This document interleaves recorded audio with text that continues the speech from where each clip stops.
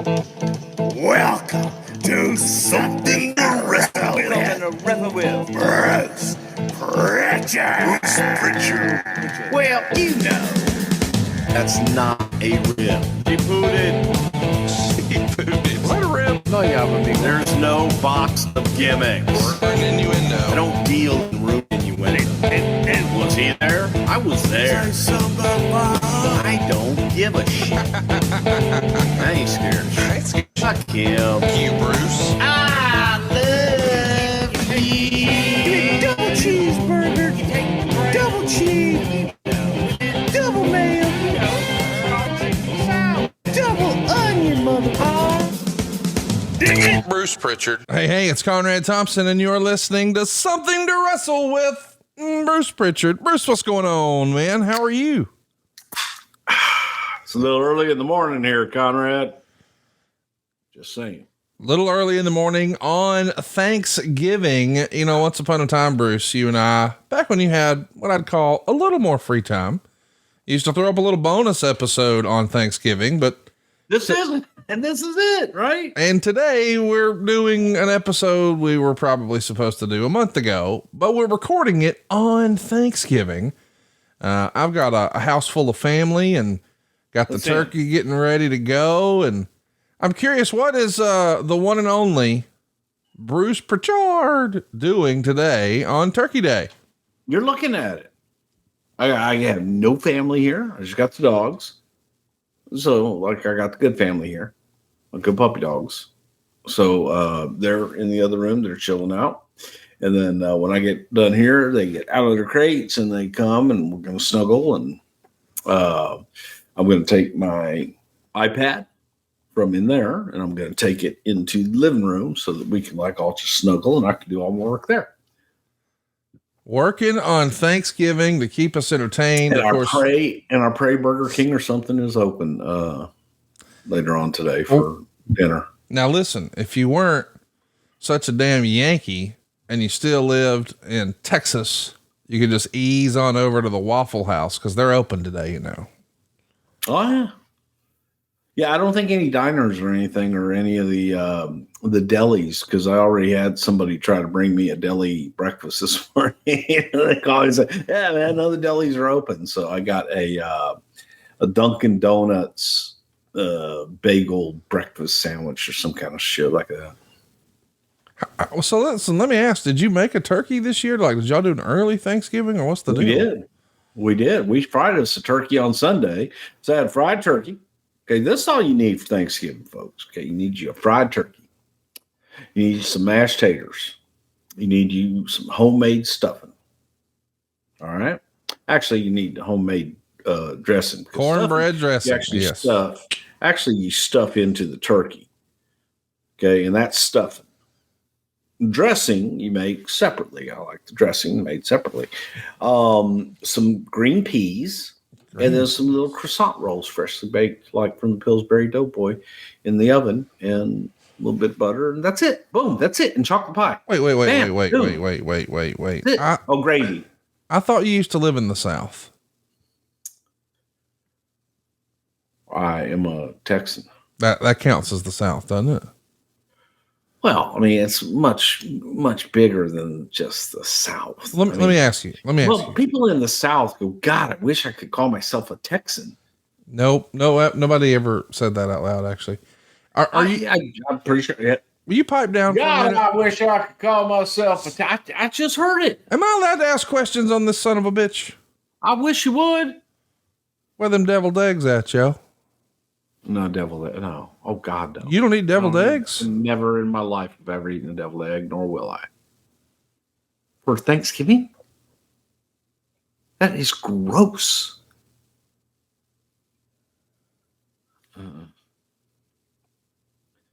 You eat deviled eggs? Hello? Yeah, Bruce. Hey, Bruce, it's me. He left the show because you don't eat deviled eggs. Yeah. It's, do you eat deviled eggs? It's blasphemy. Do you eat deviled eggs? I love deviled eggs. Oh, then I'm leaving. There's deviled eggs. There's deviled eggs at the wait. Don't go. Oh boy. Okay, you can't really leave. God damn it! I've been trying to get you for a month. Put your headphones on. Let's do this. But I'm going to make sure that deviled eggs come your way. I won't eat them. All right, I'll send you a jar. I throw the yolk out. Like I'll eat a hard-boiled egg, but just the whites. Wow, I will not eat. That's a little racist, Bruce. I'm not doing it. I ain't eating the yellow part. And that green shit around it. What are you talking? The green man. I don't know how you ever got fat. You don't know how to eat. Oh, I know how to eat. Well, I don't know about that. Listen, here's what I do know. We enjoy chatting about a variety of topics. And I have to admit, I was a little on my heels this morning, Bruce, because I don't know, for a few weeks now, I've been hoping to talk about the Heart Foundation. And then I found out that there was a double secret probation clandestine meeting that happened where you and Dave Silva, who is He's such a fucking stooge, man. The voice of God, he has, you guys made an executive decision without me. And so today we're going to do maybe my favorite thing we get to do a handful of times a year. Ask Bruce anything. So we're going to cover a variety of topics. I promise the Heart Foundation is still coming your way. One of my absolute favorite tag teams as a kid. One of my first memories of tag team wrestling was a Heart Foundation match. And I'm just excited to talk about that. But today, was I the referee of the match? I don't believe so. So. Be one of your favorites then. Hey, by the way, I want to remind everybody, as you're listening to this, tonight is going to be one heck of a SmackDown, and tomorrow it is your Thanksgiving tradition. Survivor Series is here. The return of War Games. Bruce, I know we don't talk about current stuff, but the idea that perhaps Dusty's greatest creation as far as a match goes, War Games, it's in WWE, not just NXT, but on the main roster. And how fitting that Dusty's son will be in his first ever War Games. Man, a Rhodes in a War Games, that just feels right, doesn't it? The fruit of my loin came right out, and boom, exploded right in there to create a nightmare, if you will. Yeah, it's pretty good. You know, it started out as Thanksgiving Day tradition. Yeah. Then it went to the Thanksgiving Eve tradition. That's right. Then it went to the Thanksgiving Sunday tradition. Now it's on Saturday. By God, there's some tradition there for around Thanksgiving. So I love it. It's a great time of year. I'm in such a great mood. I hope you guys are having a great holiday as well. It's all about friends and family and football and Survivor Series.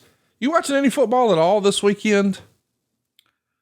That would be negatory. I will be in in an arena, all in state in Chicago, and then I'll be home on Sunday. Is there anything going on Sunday? I don't know. Yeah, but you know, this is like rivalry week in college football. So you got Michigan and Ohio State and Alabama and Auburn and a lot of those type things. And no, it's not really your deal, but boy, it is just it's like Fat Guy Christmas over here, man. You get the family together and you get the big holiday meal, but you don't have the pressure of the Christmas presents. And then you got football and Survivor Series. It's going to be a heck of a weekend. Let's get you guys started on the right track with a little Ask Bruce Anything.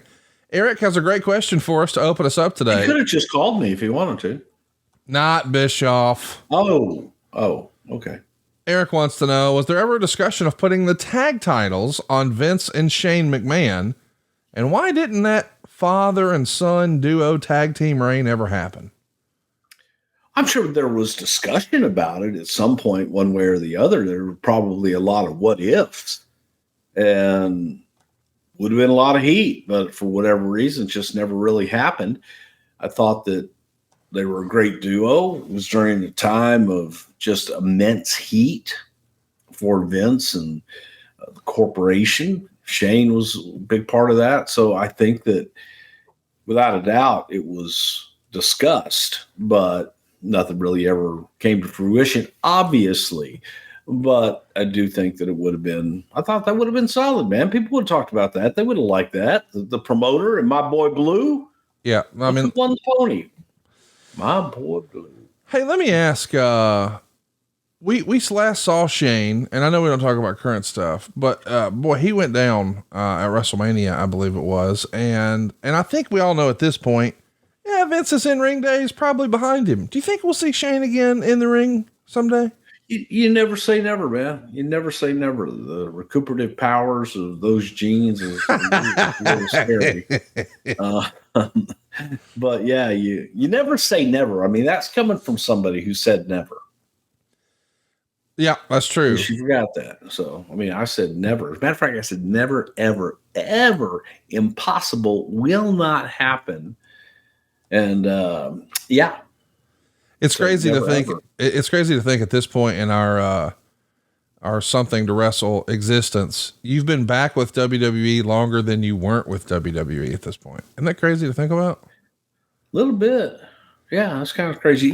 Have I ever told this? You just let it go right on by. Have I ever told the My Boy Blue story? I think so. I'm sure our listeners have heard it. Yeah, I think so. Okay. Well, then, fine. I won't tell again. Hey, let me ask, when we mentioned Shane McMahon and that injury, he was in the ring with Snoop Dogg calling an audible, really fun guy, loves WWE. Did you see his recent viral marketing campaign that just took the internet by storm? He's going to quit smoking weed? Well, he didn't say quit smoking weed. He says, I'm giving up smoke. Or I'm going to quit smoke, or whatever the idea is. And it wound up getting just huge traction. And then a few days later, the big reveal, it's for a gimmick solo stove. I just thought it was brilliant marketing. Everywhere I looked, there were tens of millions of impressions. I mean, is that one of the better marketing campaigns that you remember? I think it is. The guy's a genius. Yeah. The guy's an absolute genius. People look at him and go, oh, for shizzle, gin juice. And think of Snoop Dogg. It's just a gimmick, man. Snoop Dogg is probably one of the greatest businessmen I've ever had the pleasure of doing business with. And besides that, a great human being, a really nice guy. You hear things, people have passed. We change in our old age, man. And the opportunity to work with Snoop and get to know him a little bit, just be around him and find out what kind of a guy he really is, which is a top-notch professional, and just a great, great person. But I love Snoop Dogg, man. I work with Snoop Dogg every day of the week and twice on Sunday. Hypothetically, in all the years that you've known Snoop, because it's probably like 20 years or more at this point, but hypothetically, what never? Never. Now, hang on. How do you check Willie off the box or off the list? I know, right? Snoop? Yeah.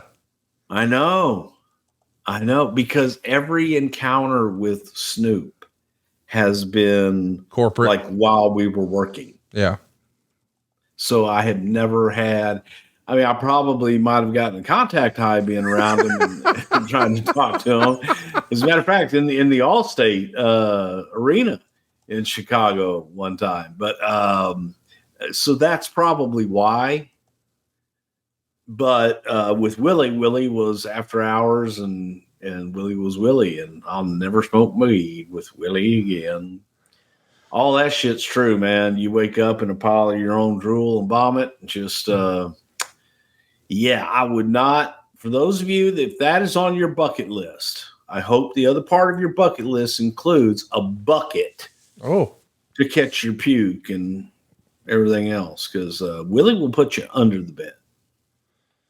Well, that's a shame, but there's still time. Maybe you and Snoop can get together over a solo stove one day.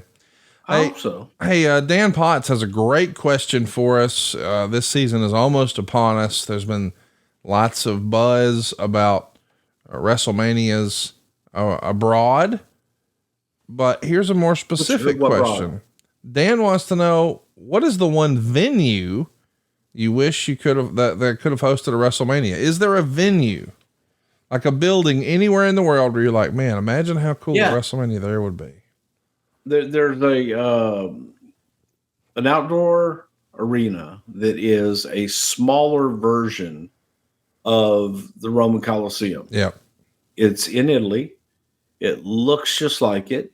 We've done an event there before, but man,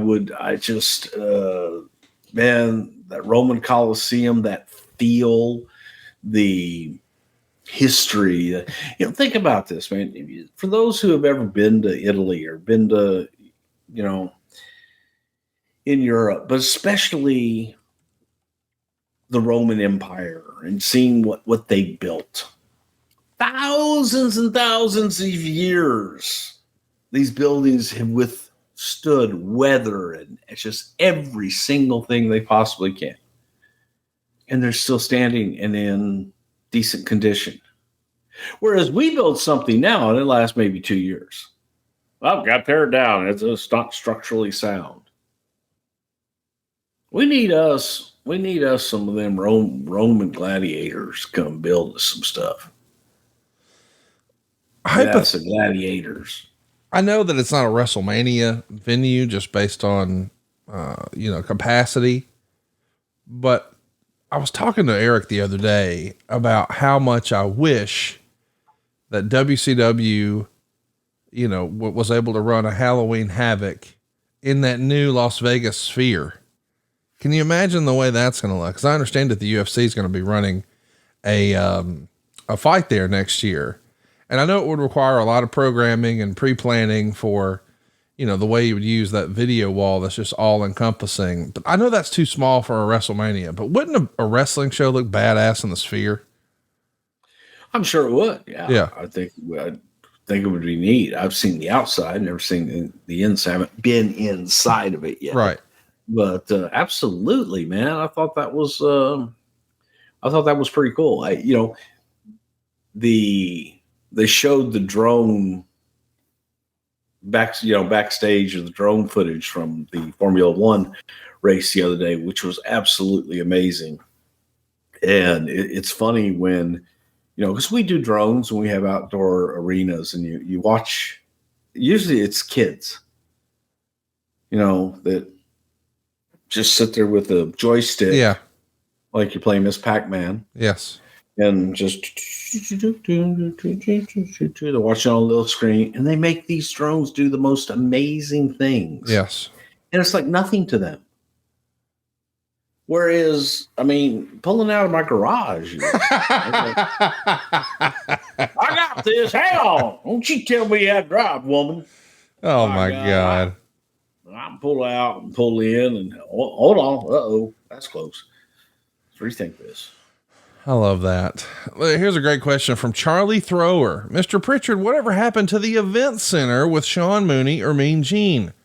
Why did it leave? And could it come back in some fashion in today's environment?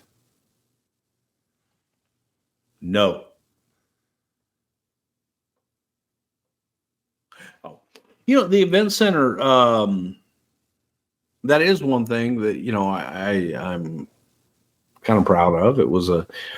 It was revolutionary at the time. Hell yeah. The interviews had been done for years and years on the road where Gene and the talent would go to a hotel and spend all day doing market specific interviews.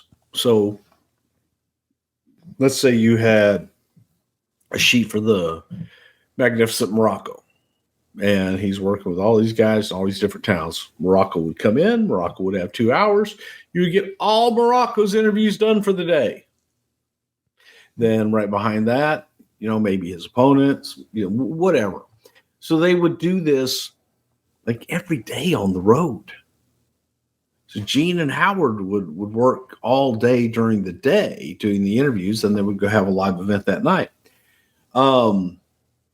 Very costly, not the best way to do it as far as just efficiency and everything else. So the event center was a brainchild of mine in trying to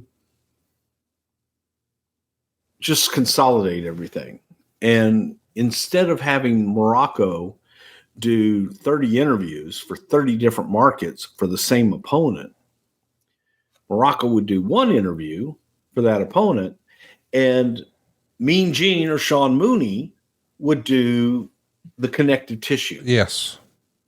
Hey, Huntsville, we're going to be coming to the Von Braun Civic Center this Saturday night. You're not going to want to miss it. Standing by right now, the magnificent Morocco, as he is going to tell us about his upcoming match with a former friend and an ally, Cowboy Bob Orton. Don? That's mean, then you need to go to Don and come back. Whoa!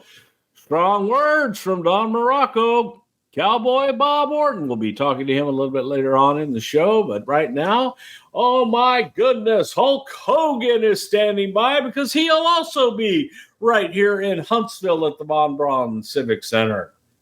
Well, let me tell you something, brother. And it eliminated so much having to do all that. And so we got this technology, it was big time. It's called Ultimate. So, they just call it a green screen now because, well, it's a green screen or a blue screen or whatever it is. But it used to be, it was chroma key and it was green. You would stand there. That's how they did the weather shit, right? Yep. Weather people really utilized it first and best. Then the Ultimate was either blue and or green. All right, because if you wore green on a green screen Ultimate, you just see right through it. Or blue on a blue screen. So we had one of each. We had a blue and a green. And we could make customized backgrounds for every single talent. So Morocco would have a custom background whenever he was doing his promo. It would be different than Hulk Hogan's. It would be different than the King Harley races. It would be different than Junkyard Dog. And they would do it, and you would just sit there and go, okay, I need a 30-second on JYD. Okay, JYD and Harley are working this week. Okay, I need a 30 on JYD versus Harley. JYD does one 30-second promo that'll go to 60 markets. Yep. And save time, save money, and just was so much more efficient because you could bring Gene in for 2 days in the studio. He could knock him out. Sean Mooney was there. Sean could knock out his in the next 2 days, and everything was done. And it was just it was kind of a no-brainer. It was one of those that you kind of thought afterwards, how did nobody ever think of this before? And I wanted those Ultimate screens so bad. I thought they were so cool when they demonstrated them to us. And I was like, yeah, let's get 2 of those. And that's what we did. So who do you think liked that change more, the talent or the agents who had to produce all of these, like the wrestlers and the talent? Like, it just feels like from a production standpoint, the agenting stand, like everybody has to be thrilled with this. This is such a time saver, no? Yeah, it is. I mean, the producers, the agent producers, they still spent time with the talent, just not nearly as much. Yes. And it was something that you could do at TV. So over 2 days of TV, you could get 3 weeks worth of interviews from all the talent. So it saved so much wear and tear on the talent and the producers and everybody else, as well as the production people. It added production time because you had to edit all those things together. But that outweighed the wear and tear and travel and just everything else that went with the old way that we used to do it. And I think that the talent loved it. I think the producers loved it. Howard Finkel, I don't think was crazy about it because then Howard didn't get to go on the road as much and get his air mile points. He loved his air mile points. Really? Oh yeah. Howard was a gimmick, man. Howard liked his frequent flyer miles, and Howard liked his extra points that he would get for whatever. When they started doing points on your credit card. Yeah. Oh my God. He would shop and go, well, if I use this credit card here, I'm going to save 30 cents on a cup of coffee. Almost free. Wow. So Fink was Fink was a gimmick, man. He everything was a gimmick to him. Everything was, what could he get free? And frequent flyer miles were a big thing because he would travel every day when he was producing the interviews on the road. And then he would take his vacation at the end of the year, and everything was paid for. His hotel was paid for, his airfare was paid for, everything was paid for. Well, let's pay for something else right now. Bruce, you know, we're one day removed from Thanksgiving as folks are listening to this. And I just want to give everybody a heads up, and this especially goes for you. Cold turkey may be great on sandwiches, but there is a better way to break your bad habits. And we're not talking about some crazy, weird mind voodoo from your crazy neighbor or the ghost of Howard Finkel. No, we're talking about our sponsor, Fume. You see, they look at the problem in a different way. You know, not everything in a bad habit is wrong. So instead of a drastic, uncomfortable change, why not just remove the bad from your habit? Fume is an innovative, award-winning flavored air device that does just that. Instead of vapor, Fume uses flavored air. Instead of electronics, Fume is completely natural. And instead of harmful chemicals, Fume uses delicious flavors. You get it. Instead of bad, Fume is good. It's a habit you're free to enjoy, and it makes replacing your bad habit easy. Your Fume comes with an adjustable airflow dial and is designed with movable parts and magnets for fidgeting, giving your fingers a lot to do, which is helpful for de-stressing and anxiety while breaking your habit. And I got to tell you, my wife was blown away with how flavorful and how fresh the crisp mint flavor was. Now there's plenty of flavors. You got white cranberry and sparkling grapefruit, maple pepper, orange vanilla. How about some raspberry and lemon? There's something for everybody. You're going to love the taste. Think of like refreshing herbal tea. And, it's almost, you know, if vapor was compared to a sticky soda, then Fume flavors would compare to like an herbal tea. Not as sweet, a lot more natural. It's also well weighted, just the feel of it in your hand. It's perfectly balanced. It's fun to fidget with. And by the way, it's made of real wood. It's a beautiful shape. You'll just feel cool using it. And you've got to try the new Solano. It's made with premium walnut barrel and an onyx coated mouthpiece. And it's a slightly softer finish. Start the holidays off right with the good habit by going to tryfume.com/wrestle and getting the journey pack today. Fume is giving listeners of this show 20% off until December 1st when they use our code WRESTLE to help making starting the good habit that much easier. That's tryfume.com/wrestle. That's tryfum.com/wrestle. And be sure to use the promo code WRESTLE. So WRESTLE is the promo code that you put in before you check out. WRESTLE and you get 10% off. Boom.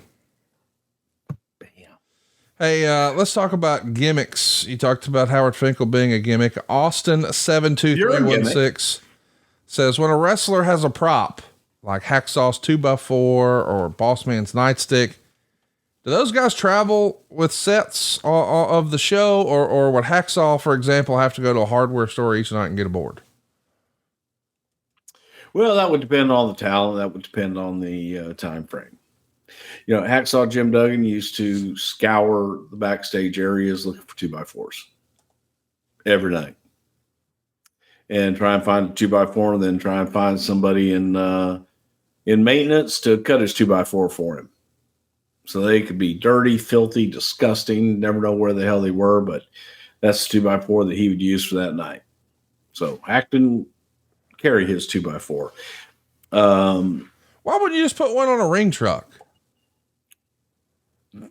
That's where I was going. Oh, okay. Sorry. Then later on, we realized we could just get a bunch of 2x4s and put them in a little area of the ring truck. And then that got to be, you know, for any unusual gimmick that may need to travel. But like the Boss Man's nightstick, you stick that in your luggage. I can imagine in TSA how that might get some looks. Well, this was before. I know that. There was a time before there was a TSA. I'm aware. Where you didn't even have to go through a metal detector. What would be the weirdest thing you think a guy in modern wrestling in a TSA era? So we'll call it 01 to now, just the last 20 years. What would be the weirdest thing you think that someone has seen in a wrestler's backpack as it went through? That was a part of their wrestling persona. Oh. There's got to be something. Frenchie Martin used to carry a lot of dildos and stuff, and he would go through and he would like flip his bag and like have it Spill out. And it's the sale. Oh my God, madame, is this yours? I don't think this one is mine. He loved that rip. But wow, I can't think of any. I know that when William Regal was using brass knucks every night, he would carry them in his bag, and yeah, they would question that. That's not legal everywhere. That's illegal. No, those are illegal. Yeah. Most wear. Yeah. Most wear.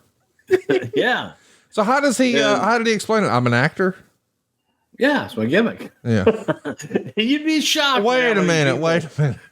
No, that's my gimmick, man. So wait a minute. Are you suggesting that if one of our listeners is traveling with brass knuckles, just tell them it's your gimmick.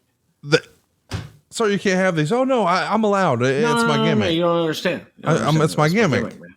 I need this. That's my finish. I'm sure that'll work just fine. You would be surprised, though. You would really be surprised when you tell somebody, "Go, oh, that's my gimmick." What? Yeah. Hey, speaking of gimmicks, Joel has a great question here. He says, in 1968, Archie Bell and the Drells from Houston, Texas, started a new dance they called the Tighten Up. Bruce, how do you tighten up? Does this look like it needs any tightening? I don't answer that. My cardiologist would say otherwise. I mean, are you familiar with this dance from Houston? The Tighten I'm Up? not. Wow. I'm not. But are you familiar with the Dick Van Dyke Show? I've heard of that. Yes, sir. Okay. You ever see the episode with Classy Freddie Blassie? Never actually seen an episode of the Dick Van Dyke Show. Oh, what?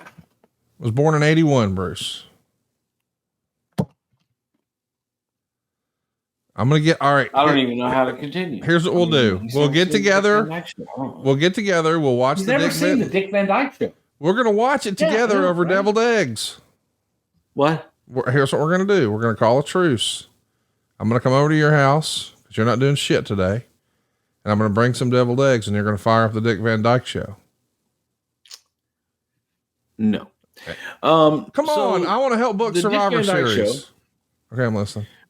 Was the star of the show was Dick Van Dyke.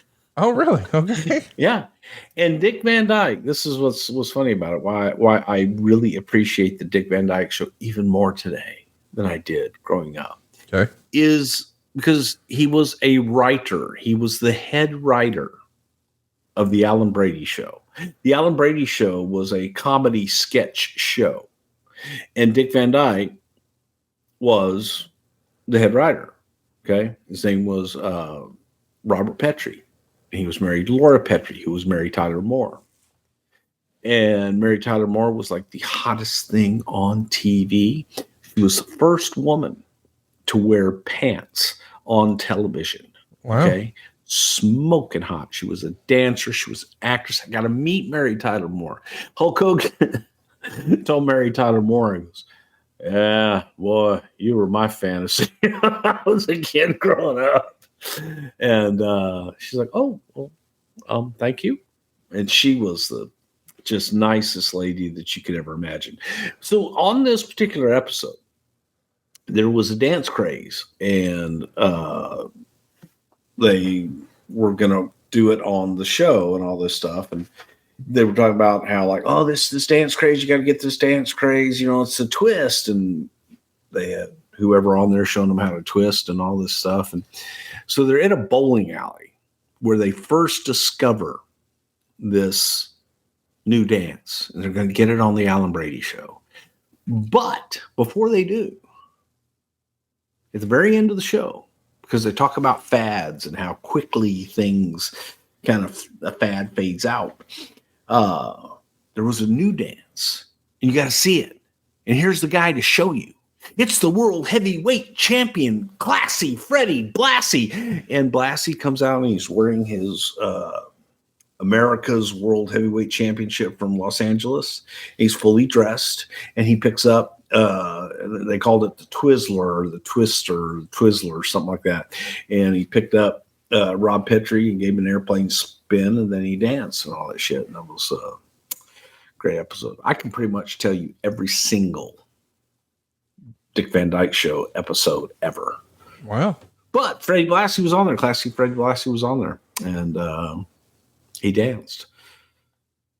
Well, I'm going to be dancing about a month from now, because coming to a theater near you, the movie The Iron Claw. Stacey Lee has a question about this. Are you excited for the movie The Iron Claw coming out, and will you watch it? Okay, I'll give you a little insight. I have seen it. I did watch it. Wait, it's not out yet. It's not out for a month. Remember they asked if anybody from the podcast wanted to the screening, and they rented us that nice, God, remember the thing at the movie theater? It was really nice. It was just us. We had the popcorn and the butter machine and candy. I had the hot tamales and popcorn and Cokes. It was all all we could eat and drink. God, that was a good night. Right. Oh. What? I would have liked to have seen I might that. have watched it on my computer. That's what it was. Yeah. I would have liked to have seen that. How was it, Bruce? So, I don't want to. Don't give a spoiler, but I think everybody spoilers. dies. I don't know though. Does everybody still die? Huh? I mean, it's like Titanic, right? Like we know what happens at the end. Yeah, right? exactly.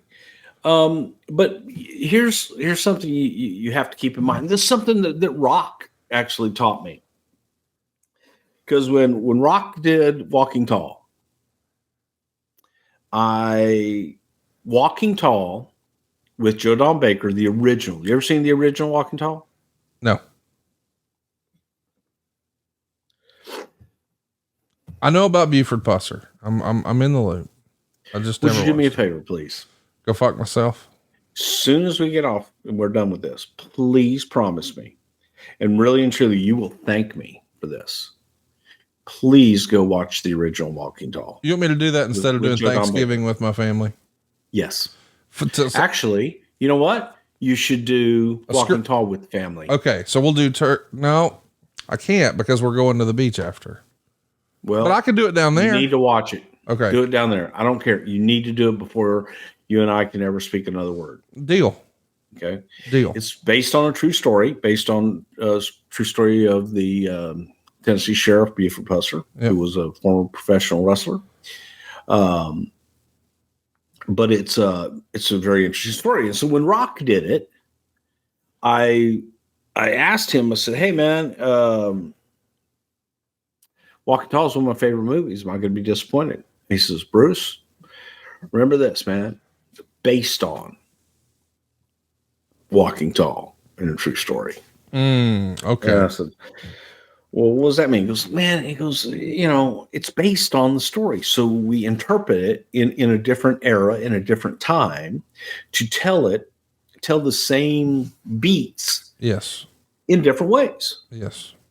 And it's not going to be an exact, story of Buford Pusser. It's going to be a modern day version based on. I got you. So Iron Claw is a movie based on real events. It's not the true story of the Von Erich family, and it's not even really a wrestling movie per se. Really? I went into it with that mindset that this is not a truthful and accurate depiction of the Von Erich family or things that happened. I found it to be when you look at it like that, and you look at the dedication that the actors and actresses put into it. The guy that portrays Fritz had eerily similar characteristics and just little body ticks and the way that he moved and talked and mannerisms that were eerie how good he was. Zac Efron, hats off to you, man. Good God, the work that he put in to just get in the kind of shape that he got into, tremendous. But it's not a wrestling movie. So if you're going there thinking you're going to see a wrestling movie, it's not. It's a film about a family that befell a lot of tragedy. And again, it's based on a true story, but it is not accurately as to how things happened. But I was, you go into things, I think the human tendency is to be skeptical, and we think that we have to critique everything, and we think that we have to bury everything. And that's just not the case. I thought that the actors they did their homework. I thought they did a really good job of picking up the mannerisms of the talent they were portraying, with the exception of Ric Flair. I thought that was not accurate, but the Von Erichs and stuff like that, which I thought they did a good job with it. But it's a drama. I mean, it's a drama about a tragedy, about a family. It's a story about a family with a really strong father and a strong head that demanded a lot out of his family, and the tragedy that became of that. But there wasn't a lot of wrestling in it. The wrestling that was in it, that, again, hats off to all those guys, to the actors that got in the shape they got into and learned what they had to learn to get in there and do that. And Chavo Guerrero, who busted his ass to, choreograph that and help them and train them, and let them know that this isn't acting. This is hard work. And it was good that when all was said and done, the actors had an appreciation for the business. I think people should see it. Hey, man, go see it. But don't go into it thinking, oh, I'm getting the story of the Von Erichs. You're getting a movie based on events that took place in the Von Erich life.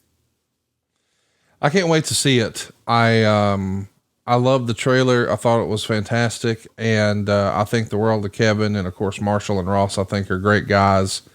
Do you think with the success of this movie, cause we all hope it's going to be successful. And I've heard, I guess the line of thinking is movies that are released around the holiday season are typically trying to get in for some sort of award season nomination and things like that. So if this becomes a critical success and a box office success, do you think there's a chance that we will see more of Marshall and Ross in mainstream American wrestling? And then conversely, do you also think this might lead to other wrestling type films? Maybe.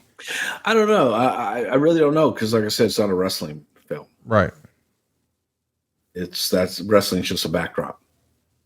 It's a film about family and tragedy. So, yeah, I have no idea. Look, there's a lot in this life. There's a lot in this business and a lot of characters. You've got to be a character just to be in this business. And there are enough stories and unique,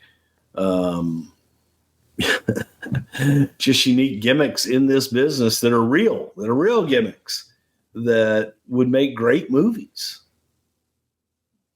But at the same time, you have to wonder, it's so hard to tell a story in, hey man, you got an hour and 50 minutes. Right. Or now they're going longer with some of these. But 240, whatever.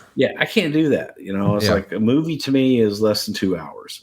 And that's tough to tell a story that, you look at some of the series that are on HBO and streaming services, what have you, that tell stories over time. You can binge it if you want to and watch all 10 episodes and get 20 hours worth of shit. And sometimes that's the way some stories need to be told. Yeah. This one might have benefited from that, but again, it's a theatrical movie about a family with tragedy. If you were going to have another story from wrestling told on the big silver screen? Do you have one off the top of your head you think would be good?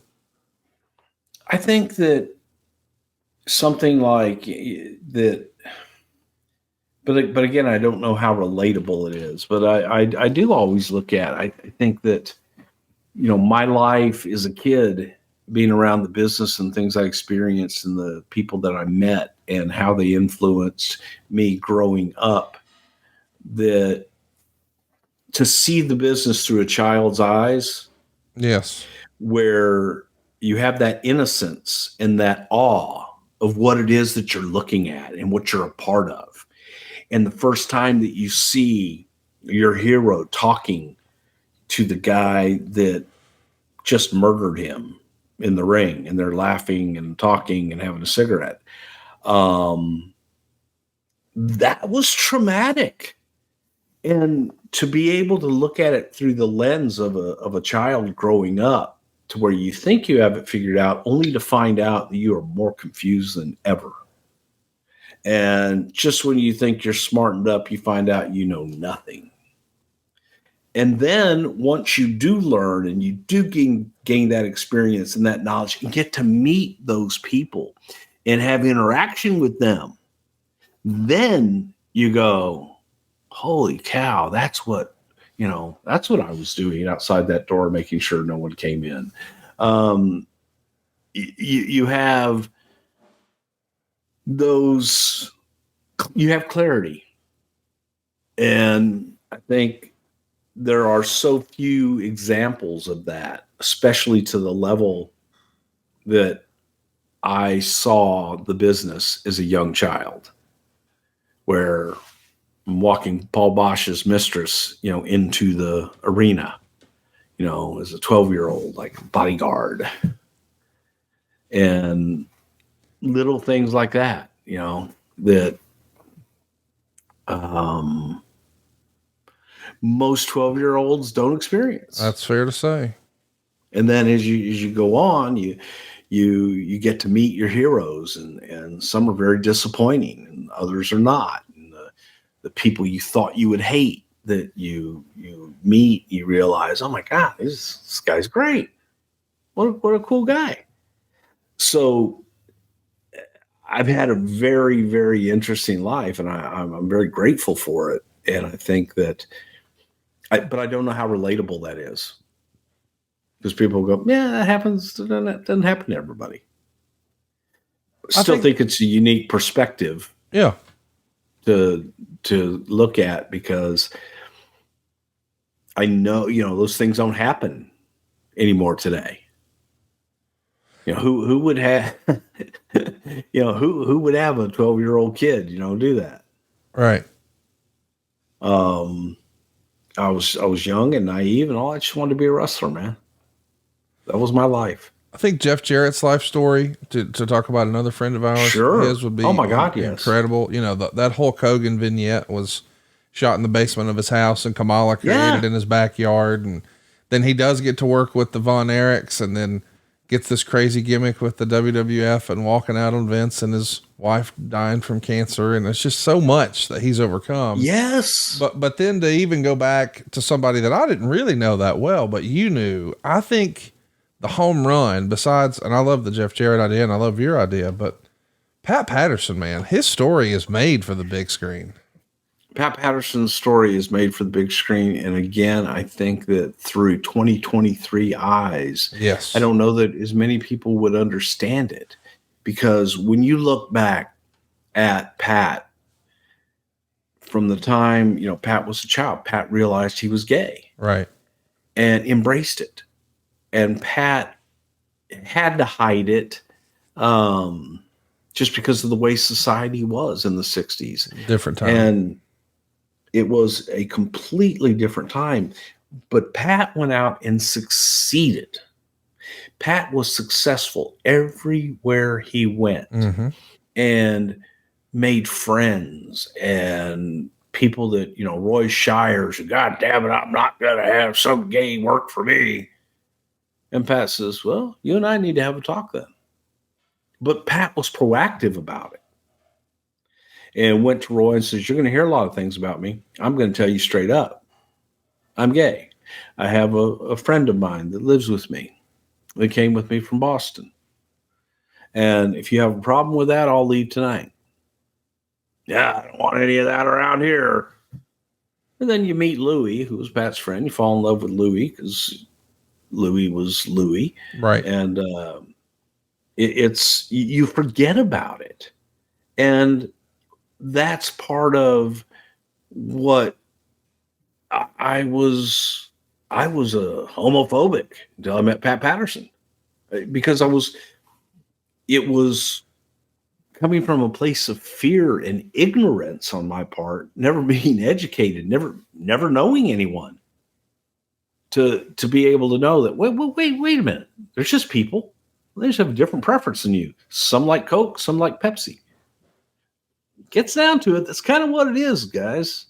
It's really just what it is. And Pat and Louie helped me with that so much, in that Pat Patterson, man, I love and adore him. And, same thing with Louie, and just, they made everything so normal that it was like to think that anything that they did was abnormal. And Pat lived his entire life having to hide at times, having to hide who he truly was at times. And I just think that is so unfair, because he loved life and he loved people so much. All he wanted to do was, be a part. And he succeeded as one of the all-time great performers, one of the all-time great minds, and one of the all-time great human beings, ever. You get right. Pat Patterson's story is made for the big screen, but probably, it's too big for the big screen, because that's another one that you could follow. Yes. Through many, many weeks, and tell the ups and downs and the success and the loss and everything that has happened through Pat Patterson's life that he overcame and never got detoured. Never. And it was just a great philosophy on life and things that I learned from him that to this day I apply every single day of my life. And when, you want to picture, this is a story of a gay man. No, man, this is a story of a man who happened to be gay, who was the best at what he did in an industry. That's all it is, man. When you break it down, like I say, like the Von Erich story, man, it's the story of a family with tragedy. Pat's the story of a man facing adversity because of choices he made in his life. And every choice that he made and the way he applied himself to every challenge, he knocked them down one by one. Well, go see it. The Iron Claw. We need to support these type movies, so maybe we can get more of these type stories told. It comes out on December 22nd. The Iron Claw, starring Zac Efron, and of course your pal Chavo, the big straw that stirs the drink behind the scenes. By the way, it's going to make big money, and I want you to stop sending big money to insurance companies that profit off of not paying your bills. Did you know that 48 million claims on Obamacare last year were denied? Guys, that's like 1/5 of claims that are going to get rejected. Do you want to take that chance? Health insurance sucks. It's confusing. It's expensive. It's frustrating, but there is a better way. Welcome to the alternative. Crowd Health was created to get rid of the headaches of health insurance. For $175 for an individual, or just $575 for a family of 4 or more, you'll get access to a community of people who are willing to help out in the event of an emergency. You'll also get telemedicine visits, discounted prescriptions, and more, all without doctors' networks getting in the way. Let Crowd Health help with your healthcare needs. You can get started today for just $99 per month for the first 3 months when you use the code WRESTLE to get the healthcare you deserve. Crowd Health is not insurance. Learn more at joincrowdhealth.com. That's joincrowdhealth.com, and use the code WRESTLE to get started today for just $99 per month for the first 3 months. Let's do another one here. Chris the Brain wants to know, what kind of music did Gorilla Monsoon enjoy listening to in the car? I'm guessing soft rock and not Run DMC. And did he really believe Girls in Cars would be a bigger hit than Steal Away? What kind of music did the Brain listen to? Wait, the Brain or Gorilla? Yeah, my apologies. Let's do both, Gorilla and the Brain. Gorilla was more traditional. What does that mean? Old country music? No. Like the crooners. There we go. That makes more sense. Yeah, Gino was more of a crooner type of guy. Frank Sinatra. Yes. And Bing and Dean. And There Sammy. we go. That makes sense. Yeah. Bobby liked that too. But, then Bobby liked his kind of, I guess, let's call it classic rock and roll as well.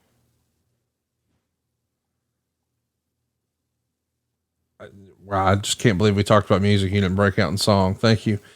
Joe Miner wants to know when Jim Cornette came to, damn it.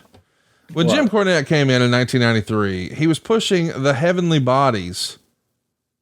Do you think that was going to be a failed tag team from the start? What do you think? Hell no. I like the Heavenly Bodies. I didn't think that was a bad team. Yeah, I thought the Heavenly Bodies were great. No, and the thing about it is that, when Cornette first came in, it was to plug Smoky Mountain. And part of plugging Smoky Mountain was to use some of his local talent and put them on a national brand and vice versa. Take some of our superstars and have them go to Tennessee and work for him there in Knoxville from time to time on some of his bigger shows. But the Heavenly Bodies, I thought they were an excellent tag team. And we were able to use them. People say, oh, it was nepotism. No, it was corny. Who do you want to give exposure to? You want to give it to the Heavenly Bodies. There was no problem with that. I probably, it's terrible to say, but I mean, I probably would have removed myself from the conversation so that there wasn't any, nepotism or anything like that. I think that my brother Tom is one of the greatest talents that ever set foot in a ring. Even better trainer. So I think when people are critical of that tag team, they're always talking about Jimmy Del Rey. That's been my experience. Well, Jimmy was a hell of a worker. He was just different. As a human being, I've heard bad that stuff. He's not the Nicest guy, brightest guy. bulb or nicest guy or anything like that. So, but I wasn't around that much to know one way or the other. And Tom didn't really travel with him. So it was, they're kind of off to their own beaten path if they were. But Corny coming in, that was to help Smoky Mountain. That's right. And then we also wanted Corny to be the American spokesperson for Yokozuna. So it was kind of started out with the Smoky Mountain thing. Then it went to, all right, who do you want to expose? Then he came in, did his thing. And Vince was like, God damn, he'd be a good spokesperson for Yoko. And the rest, as they say, is history. Chris the Brain wants to know, was Miss Betty named after someone in Bobby Heenan's life? I know he name dropped his wife and daughter's name here and there on Primetime. Miss Betty. Yeah. Betty. That was her name, Miss Betty. Who was she? She took care of things for the Brain. She was just Miss Betty. Come on now. Yeah, I have no fucking idea. Thank you. Abe wants to know, China became, I hate when you go into shtick, Bruce. You're like, I can make this work. Give me a minute. Yeah, I got nothing, folks. Yeah, it was the name he came up with. It was quick. I'm going to call Miss Betty. Miss Betty took care of that. Abe wants to know, China became the number one contender for the WWF championship in the summer of 99. Was the original plan for her to win the championship at SummerSlam? Why the change in direction? Was that ever considered her winning the big belt? No. Okay. So there was no change in direction because that was never a direction. Jason Hawkins has a great question this time of year. Here we are, Survivor Series season. He wants to know, what's your favorite Survivor Series team of all time? You really asked that question. Well, $1 million team, man. Debut of The Undertaker, greatest team ever assembled in the Survivor Series. Who all was on that team? Ted DiBiase. Yep. Honky Tonk Man. Yep. Greg the Hammer Valentine. Oh, you nailed it. Look at you. And The Undertaker. Y'all know who they faced? I would love to know. Do you remember off the top of your head? Bret the Hitman Hart. Yep. Coco Beware. Yep.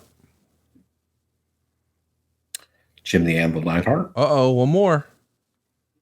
The American Dream, Dusty Road, that we whipped to the ass up one side and down the other. Dude, this is fun. You just did that. So you didn't think I knew all that. I did not. I thought there was no chance you'd remember that. My favorite tag team, my favorite Survivor Series team was the same year. It was the Ultimate Warrior, the Texas Tornado, and the LOD. I just love that they were all the Modern Day Warrior, the Ultimate Warrior, the Road Warriors. That was fun. They called them the Warriors. Do you remember who they wrestled off the top of your head? I had I couldn't even tell you one. Okay. Well, it was Perfect and Demolition, Axe, Smash, and Crush. Okay. That was a fun team. All right. Hey, right around the corner, of course, it's the big Royal Rumble event. Instagram a wrestling historian says The Rock's feet touched the floor before he won the Rumble 2000 match. Was that planned, or was it a botch that you guys made a storyline out of? Thanks in advance. Well, obviously, the referees that were calling the Rumble did not see it. And didn't have any instant replay back then, so you can't can't go to the footage. But, when it's as obvious as it was, Yes. kind of like, oh, okay, well, let's make a story out of it. There you Look, go. Steve got eliminated in 97 or whatever it was. Came right back. And it just came right back in. It was like, oh well. Okay. Great story. Just don't call it. Yeah, it works. Bryant has a great question here. When pitching new shows or names for shows, was there a show name that you were told and you immediately said, that's the worst name for a show I've ever heard? We don't smoke marijuana in Muskogee. We don't get our kicks on LSD. We don't make a party out of loving. We like holding hands and pitching woo. I don't know. I guess there's something about pitching there. That was all I could think of after that. What the hell was the question? The worst show name you ever heard. Maybe not like Raw or SmackDown, but even like a pay-per-view or just a one-off special show. Like, Well, I wasn't there for it, so it's bad to just bash somebody else's work. But Do the it. worst one was Great Balls of Fire. that was a bad one. I agree. Yeah. That was horrible. Troy wants to know, what were the plans for Luger after SummerSlam 93 if he would have won the WWF title? Did you guys ever play What If with that? Do you remember that? Oh, sure, we did. You had Yokozuna, which was a built-in opponent, the former champion, and that was an easy one to go around the loop with to begin. But, you kind of look at that point at the heel roster. I think we had Crush in the mix and some other big heels. But it just... Yeah, we definitely played What If, but I think also at the same time you had to be real. And the reality of the situation was very quickly everyone was realizing that this isn't going to work. This just isn't going to happen. This isn't the right thing. Isn't the right way to go. Bruce, we are right around the corner from a major anniversary. And Mark wants to know, what was more pivotal to Mick Foley's career, getting thrown off the cell or winning that first world championship? As a reminder, he's thrown off the cell in June of 98 in Pittsburgh. In late December in Worcester, that same year, he would win the world title. And of course it would air famously heads up against the Finger Poke of Doom, the first week of January, 1999. In your mind, what was more pivotal for his career, the cell or becoming WWF champion? I think the cell defined him, but I think that winning the championship was more pivotal for his career. I think that was the stamp that said, you know what? You are good enough. and we love you, man. I think I was the stamp there. Was winning the championship without a doubt.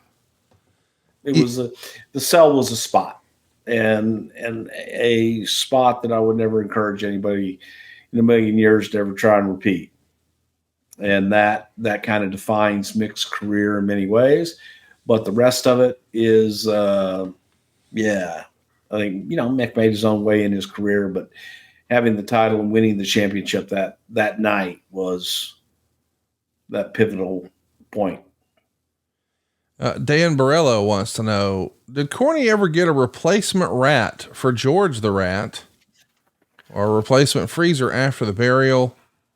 We never talked about that, but was George Jimmy's last rat, or did he get another rat after that? Like I don't recall. I'm not saying that tongue in cheek. I'm not saying that to be funny, but I know like a lot of times when, like, unfortunately the Shivani's have lost, a family pet since we've been friends, and then they get a new dog. Like when the old dog passes away, they get a new. Did they do that with rats too? Yeah. I don't know if he did or not, but see, when I lost Dodger, I swore I'd never get, another dog. And then I saw that stupid ass dog running around. What stinky ass dog? You got a terrible dog there. You know that. Don't talk about Wally like that. Your new latest dog. That ain't Wally. Oh, she's the best. Stupid ass Bean or whatever the hell his name is. Awful dog. Listen, Huntsville Hillbilly. Don't you dare. I just did. You're a Huntsville Hillbilly. Don't know no better. Well, it's been well established on this program that Ginger is the official dog of Something to Wrestle. I don't even know what a Ginger is. Ginger's a movie star on Gilligan's Island. She ain't even got off the island yet. And Bean's right here representing. I heard Bean, yeah. I heard Wally took a giant country shit in your house in the last 7 days. Probably. Speaking of country shits, we got a photo we want to show you here from our friend RCS88. And it's from a set of the Brother Love show. And, it says, curious where this unaired Brother Love show took place. So let me describe it if you're just listening to us. It's the Brother Love set. We see you off the platform holding a microphone so we can hear what Jimmy Hart is saying as he's down on all fours, encouraging Earthquake to squat over Hulk Hogan. And Hulk Hogan almost looks like he's doing a ladies push-up here. It's not what we remember with the big squash on the chest. It's on the back. What can you tell us about this? How do you think he got him down in that position to give him the squish on the chest? That's the same episode? Cause the question is it's unaired. That I remember. Okay. You don't remember it happening twice. No. Okay. And we did some twice. We did the Boss Man one twice. Yes. We've talked about that. Yeah. I don't think we did Earthquake twice. Because Dusty got a haircut during the Boss Man thing, right? Well, no, we did the Boss Man Hogan one twice because the first one Hogan lay dead, wasn't up, and then we did one the next night where Hogan actually got up. Then I did have to do one twice with Dusty because it was just the shits. Yeah. Then he got the thumb cut we put the hat on, but it like came all down and all around because it was summertime. You got to get a thumb cut. You understand what I'm saying? I feel you, big dog. Brockhurst wants to know, if Bret Hart hadn't left the WWF in 1997, do you feel we still would have gotten the mega feud with Austin and The Rock, or could the feud of Bret and Austin continued on a few more WrestleManias? I mean, yes to both. Yeah. I mean, you can play what if all day. Yeah, that's right. Okay. But the reality is it's the premise of this show is talking about things happening in the past, but as Tony Soprano once famously said, do you remember when is the lowest form of conversation there is? The what if, what if, Hulk hadn't have gone at that time? Yeah, but he did. So in this scenario, you can fantasy book all you want with what ifs, if you're not involved in it. If you're involved in it, you don't have time to say, well, goddamn, if he had stayed, we could have done this, we Right. could have done that. Because you can't do it. They're gone. Stop thinking about them and move on. And if you dwell on the past and you dwell on the negative, that's exactly where you're going to stay. So you have to be able to adapt and look at, well, Brett didn't stay. So that question can't be answered because we stopped thinking about Brett the minute that we knew that Brett was not going to be able to be a part of what we were doing. And so you move on. It's okay, what's next? Brett's not in that calculation at that point. So it's difficult to answer those sometimes unless we had plans, but we didn't. We didn't because we knew he was leaving. So to hope and to wish, you wish in one hand, you shit in the other. Tell me which one goes up. Okay. It's as when you're in the moment, you are wasting valuable minutes and hours of your time and your energy thinking about things that could have been that are not going to happen. FF Handbook wants to know, Vince wouldn't turn Cena or Hogan, I assume in part due to merch money, but Austin had the hottest selling merch ever, but was turned heel.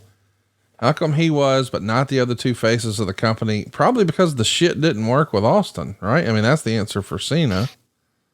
But Hogan must pose. I mean, what is the thinking on why you turn some guys and not others?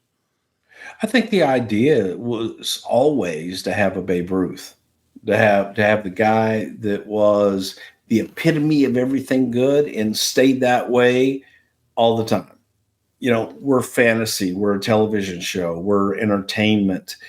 So to that, I say anybody can do anything at any time because they're humans, and humans have bad days sometimes. Sometimes they're heels, and sometimes they're baby faces.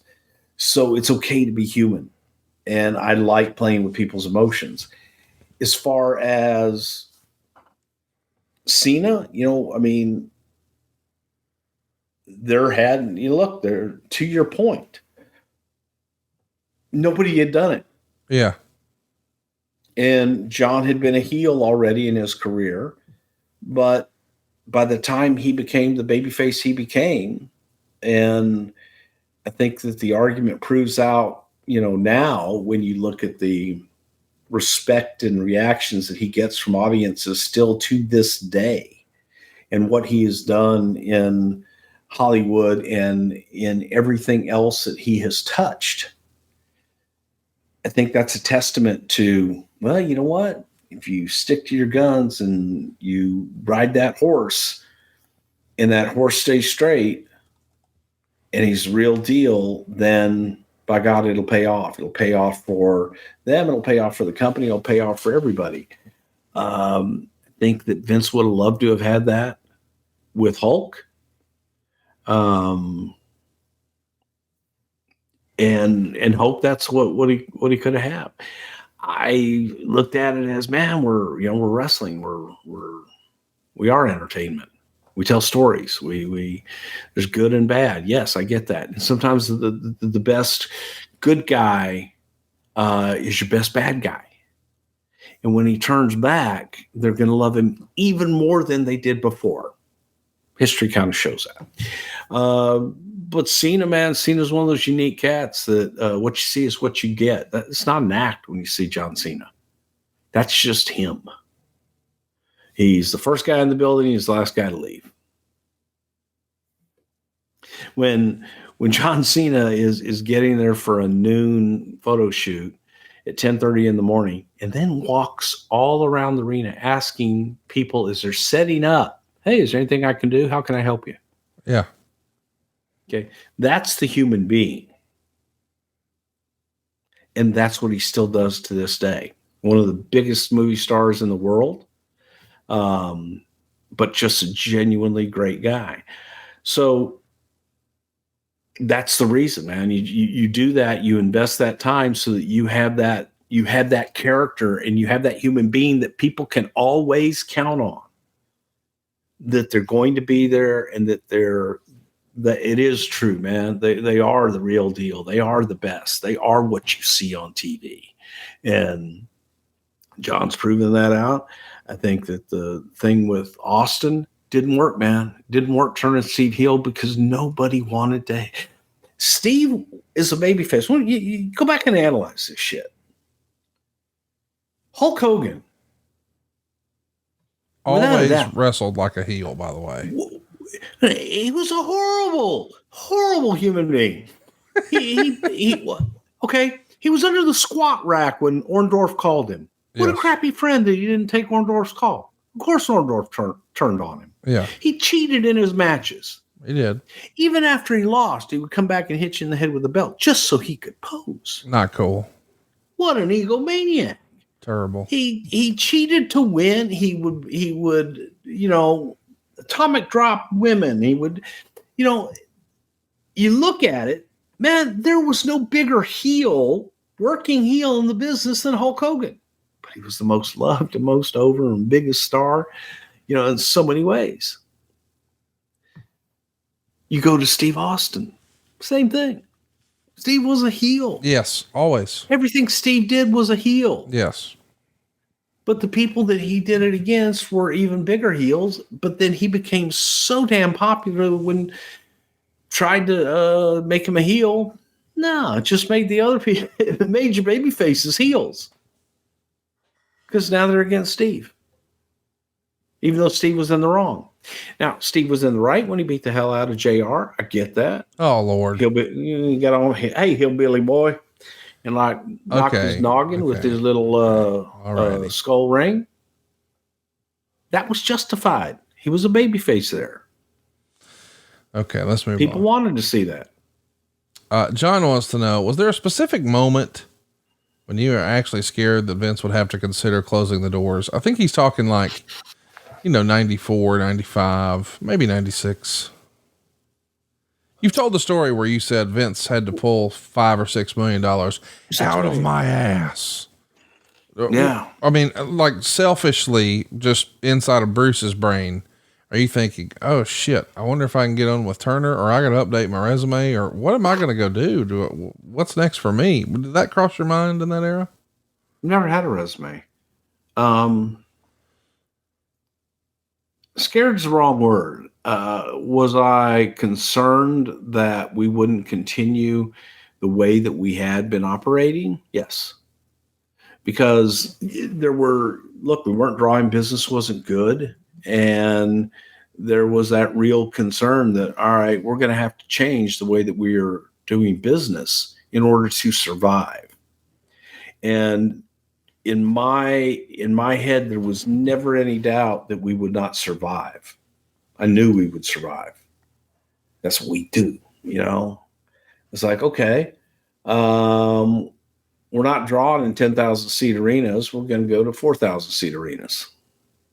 There's ways to survive. You can reduce costs. You can reduce personnel. You can reduce. What you can't, is give up. And I've never known Vince to be one to give up. So I had that confidence that he wouldn't give up. And I also had enough confidence that I'd done everything. I could do everything in the business. I've done everything in the business, from performing to behind the scenes to counting tickets, selling tickets, putting up chairs, putting up rings, marketing, PR, television. I've done every single thing there is to do in the business. So I felt that no matter what, I had the knowledge that I could fill several roles if needed. So concerned, yeah. Scared, no. I didn't think we would ever close our doors. I thought that we would possibly have to modify the way we did business, and we did. We did modify. We streamlined. We cut back. We changed the way that we did business, and then we survived, and then we thrived. We strived to thrive, or thrive to strive. Teams of 5 strive to survive. Oh my God. That sounds like a Thanksgiving Day tradition. You know what else sounds like a Thanksgiving Day tradition? Stuffing your white meat in your wife. Thanks to our friends at Blue Chew. Come on now. That's how we're really You going to scared me for a minute. What? You know. Stuff the turkey, stuff the spouse. Blue Chew wants to help, man. They want to make sure you have better sex. They want to give you a 5-star review. They want to help you spread a little holiday cheer, if you know what I'm talking about. Blue Chew is a unique online service that has the same active ingredients as Viagra, Cialis, and Levitra, but in chewable form and at a fraction of the cost. Take them anytime, day or night, and the process is so simple. You sign up at BlueChew.com, you consult with one of their licensed medical providers, and once you're approved, you'll receive your prescription within days. And here's the best part. It's all done online, so no visits to the doctor's office, no awkward conversation, and no waiting in line at the pharmacy. Blue Chew's tablets are made in the USA, prepared and shipped directly to your door, all in a discreet package. But there won't be anything discreet about your package. Blue Chew wants to help you have better sex, so discover your options at BlueChew.com. Chew it and do it. And we've got a special deal for our listeners. Try Blue Chew free when you use our promo code WRESTLE at checkout. Just pay $5 shipping. That's BlueChew.com. The promo code is WRESTLE and you'll receive your first month free. Visit BlueChew.com for more details and important safety information. And we want to thank Blue Chew for sponsoring today's podcast. Mark Foster has a great question. Of all the wrestlers out of the golden era, which wrestler does Bruce feel like could have been champion? Would it have been a heel or babyface turn on Hogan to win the belt? In that era, you think about... Can you define the golden era? Because to me, the golden era is the 50s. Come on, man. You know what we're talking about. The massive expansion. So we'll go 85 to 91. Could it have been Jake the Snake? Could it have been Ted DiBiase? Could it have been Rick Rude? Could it have been... I would have Mr. liked to have had it been Ted DiBiase. I think Ted DiBiase would have been good. I also think that, earlier to mid 80s, Orndorff would have been great. Orndorff would have been great. And I think DiBiase would have been great, but it just wasn't a place where heel champions had ever really done big business. But I do believe that DiBiase as champion with the $1 Million Man gimmick would have been great as champion. And I think Orndorff definitely, because of his popularity. I mean, man, people don't remember how over Paul was. Yeah. It's crazy. It was, man, Orndorff was the man. He was there. Right up there with Hogan. Is he on your Mount Rushmore of heels, do you think, Orndorff? No. Do you have a Mount Rushmore of heels? I don't know. Dan Miller wants to know. Piper would be on there, but I knew Piper, but I mean, there's 3 other spots. Piper, Heenan. All right. 2 more. Wow.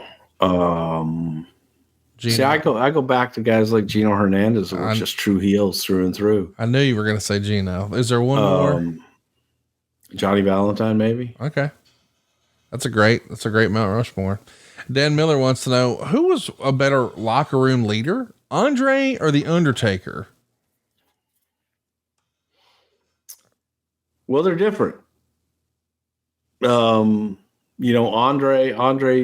led in a matter of he was the giant. Yes. And commanded respect, got respected, and wasn't, abusive with it in any way, shape, or form. Andre had the experience on his side of traveling the world, of working for literally every top major promoter in the world, and was a huge attraction everywhere he went. So Andre, led by experience, and Andre led, with the knowledge, having been there, done that. Undertaker led from a peer standpoint, as Undertaker was, a top guy, a lot of times the top guy. And Undertaker led from a respect standpoint. People respected the Undertaker. He didn't lose his cool. He wasn't a jerk. He was respectful to everyone and handled problems on the spot. you could take things to the Undertaker, and Undertaker would make sure that things were taken care of.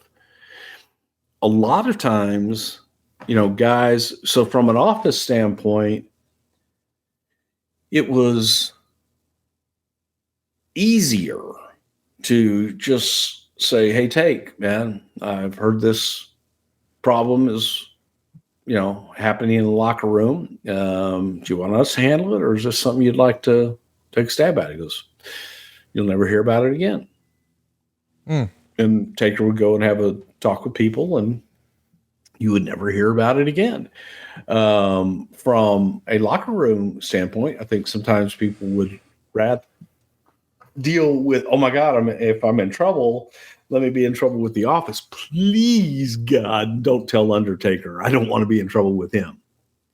Because there was a lot of respect there. No one wanted to be on the bad side of the guy that was, the most level-headed. And again, Taker, like Andre, commanded the respect and longevity as well. But Mark was a leader even early on in his career without the long history, because he commanded it, and he would step up in a leadership role when no one else would.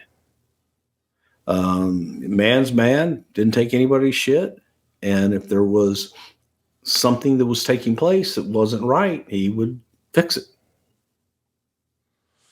Let's do one from Uncle J 89. If you could show your future grandkids only one match from wrestling history, what match would it be and why?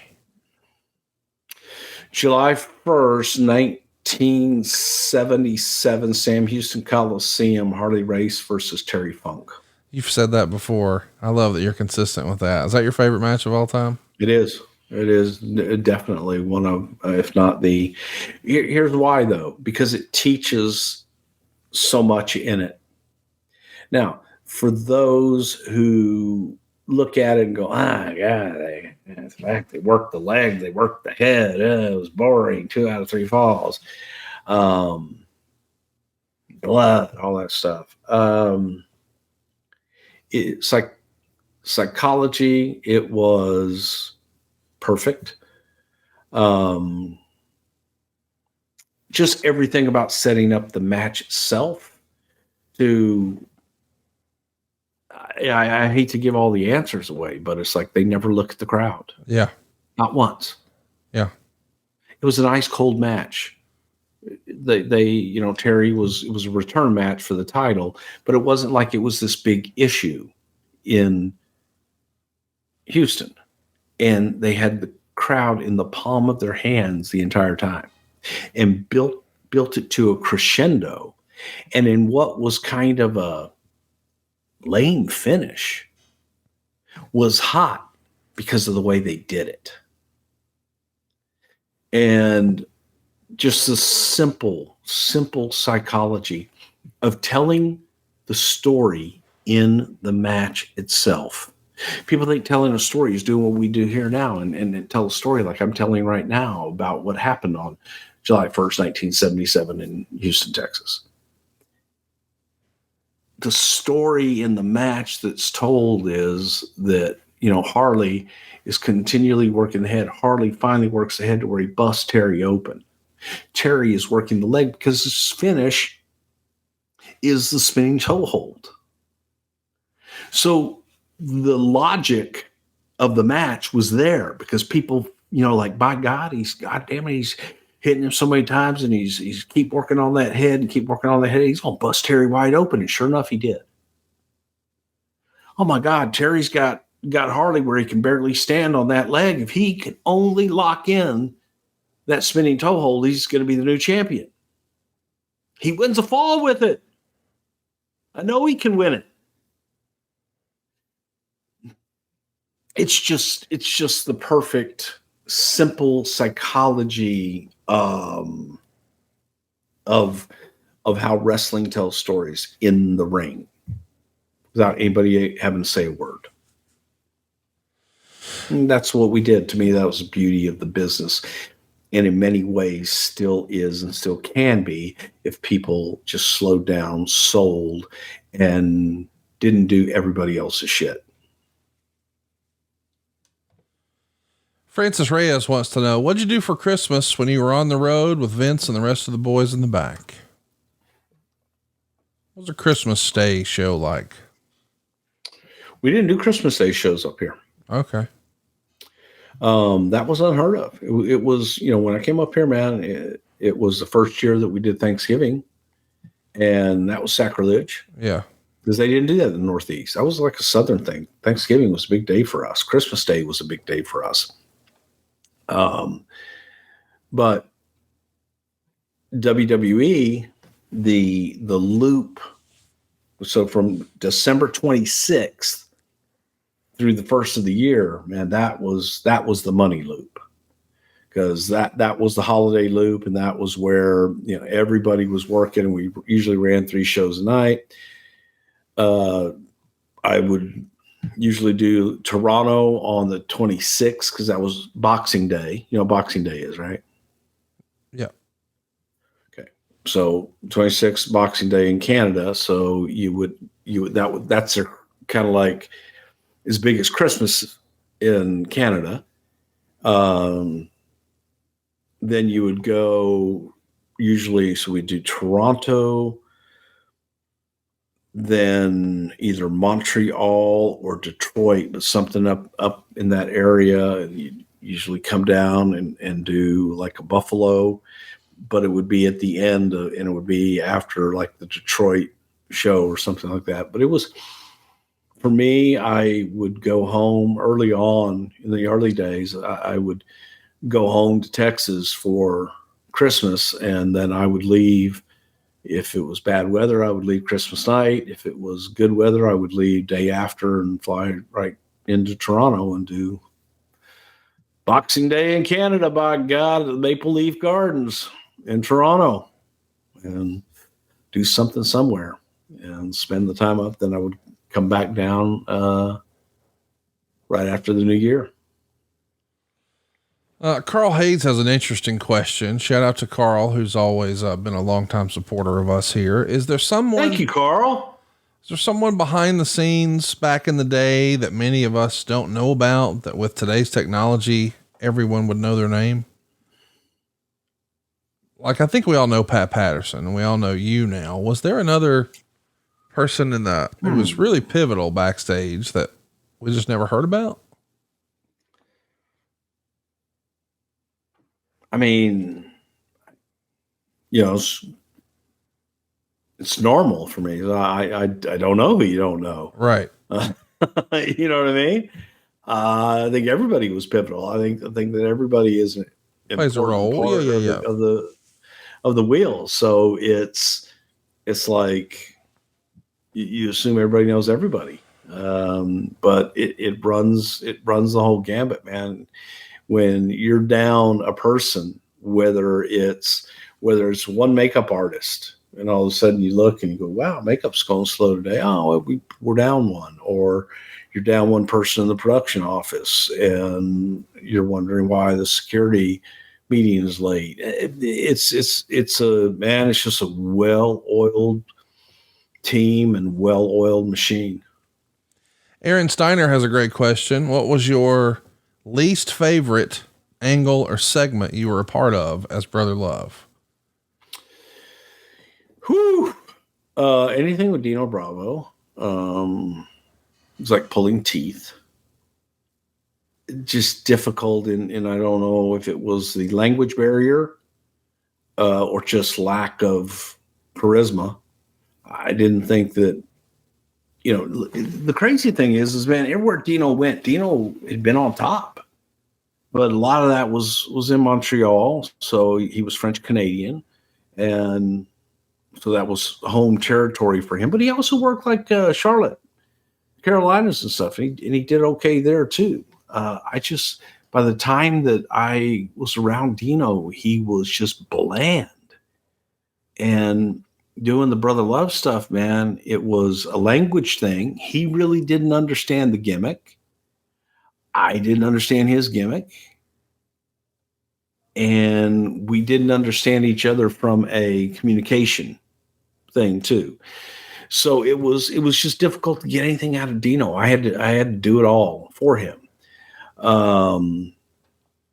So those guys, it was just tough sometimes. I did not enjoy working with the Ultimate Warrior because you work with Jake the Snake, and you give him an idea. And here's what I'd like to do: bing, bing, bing, and talk it over, and boom, you're done. But Jake had ideas. Jake, well, what if we did this? Or, okay, yeah, or you could do this, you could do that. With Warrior, it was, I'm going to do this, fuck that shit. Didn't want to hear anything else. So he was just difficult to work with. Dino wasn't that way. Dino, I just think it was genuine, not understanding of cultures and not understanding each other there was a language barrier there and what have you. Nice guy. I enjoyed sitting and having a beer with him at the bar, but it just was difficult to work with. Ron Bass, another guy that I loved to death. But Ron was difficult to get anything out of for some reason up here. And I used to have to just do everything for him. Do the whole segment myself, basically doing all the talking and give him a couple lines, and usually have to put the microphone down and edit it and tell him what to say. Those were the ones that it was like I would look at and I go, oh God, no, please. Snooker was rough, but Snooker was easy because Jimmy didn't say anything. Right. So I could work around Jimmy and we were friendly. So that was easy. The ones I love, give me Bobby Heenan any day of the week. Give me Hulk Hogan any day of the week. Savage, those guys, DiBiase, that were absolutely tremendous. Mr. Perfect, Jake. God, those are ones that you can just go out and they know where they're going. I know where we're going, and we get there somehow. But difficult ones were, those were the worst. Dean has the opposite type question. What was your favorite moment in doing the Brother Love character? So we talked about your least favorites. What was your favorite? Well, I think the first Saturday night's main event in Sacramento with Hulk, where we did the Boss Man at Hard Times, and Hulk give me the slam and handcuffing me to the ring rope and the clothesline and all that shit. And that was the first time anybody had touched Brother Love. So that was a big moment. And just the electricity, man, of being in the ring with Hogan back in those days. I'd never seen anything like it. And to be in the ring with him and to feel, man, just to feel that audience on top of you and the electricity. I mean, it was literally just thick with electricity that you could feel the audience, man. They were there with him. It was like they were in the ring, with you. A lot of them with Hogan. I love working with Piper. But the number one, man, if you were to say, hey, what's the one? The one is Hogan Saturday Night Main Event. Yeah. And then the first time that I really met Roddy and worked with Roddy, when I went out to Denver to work with him, to talk to him about doing the Piper's Pit at WrestleMania that year. Yeah. And it was like, well, go out. He'd like to do something. Go on out and talk to him. See if you can get him to do this. And we hit it off, and we did it. But that was one that was, no TV and record any of it. And that's how I quickly learned how Roddy operated. Marquez wants to know, what's your favorite WrestleMania match of all time?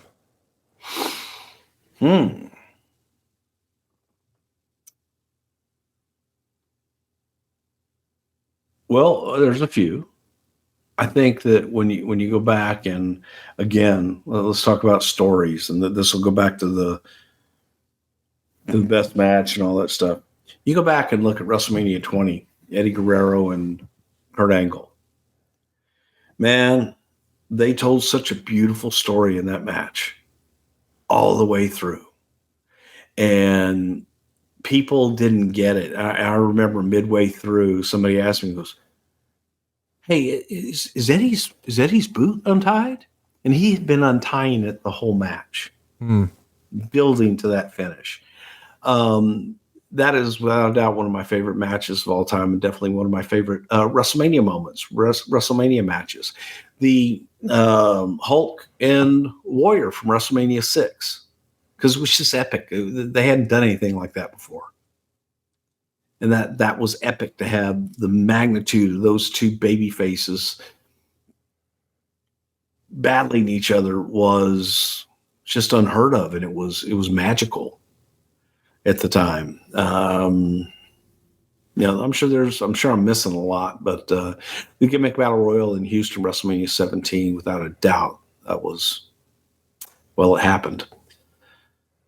But other than that, I'm sure there's a lot, but I go to Eddie and Kurt. That was amazing. WrestleMania 20. Wayne Moses wants to know, did Vince know that Paul Heyman was going to call into Livewire in 1996? In other words, was he asked, or did anyone think it was a surprise? Paul Heyman called into Livewire? As Bruce from Connecticut. I don't remember that. He called in as Bruce from Connecticut. So Bruce from Connecticut called. Paul Heyman didn't call. Right. Then I don't understand the question. It says Paul Heyman called. He did. You're confusing me. He said he lied. I don't know if you've heard this, but once upon a time, Paul Heyman told the field. There was one, I don't know if it happened again, but I can definitely say on that particular day, Paul Heyman did not tell the whole truth and nothing but the truth. So help him God. He called himself Bruce from Connecticut. Why would he do that? I don't know. I think that might be the only time in history it's been documented that Paul didn't tell the entire truth. I am at a loss for words. I'm shocked beyond shockedness and beyond belief. And Conrad, around the holidays, you shouldn't say things like that. My apologies. Damn, who the hell asked this question? I want them banned. I want them fined, and whatever else we can do to them. Hey, here's a great question. Me and you never talked about. Adam Leeson wants to know, did Bruce ever meet Vince McMahon Sr.? I know Vince's, your pal Vince, his father passed away in 1984, but did you get a chance to meet him like at any point when you're in the territory days? Never did. Never ever got to meet Vince Sr. Nope. Saul wants to know, what are some of the biggest misconceptions or rumors about WWE or pro wrestling in general that you know for a fact is not true and it bothers you the most? Is there one thing that really grinds your gears, Bruce? So much. Actually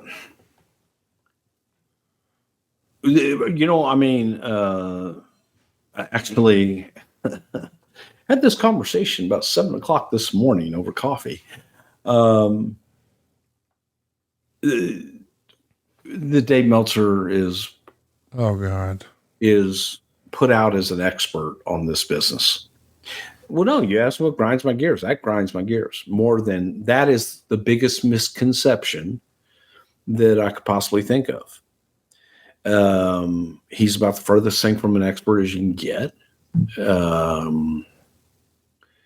And when people actually, quote him or use him as a source or give him any kind of a credibility, that irks the hell out of me because he deserves zero. He has no credibility. Let me put it that way.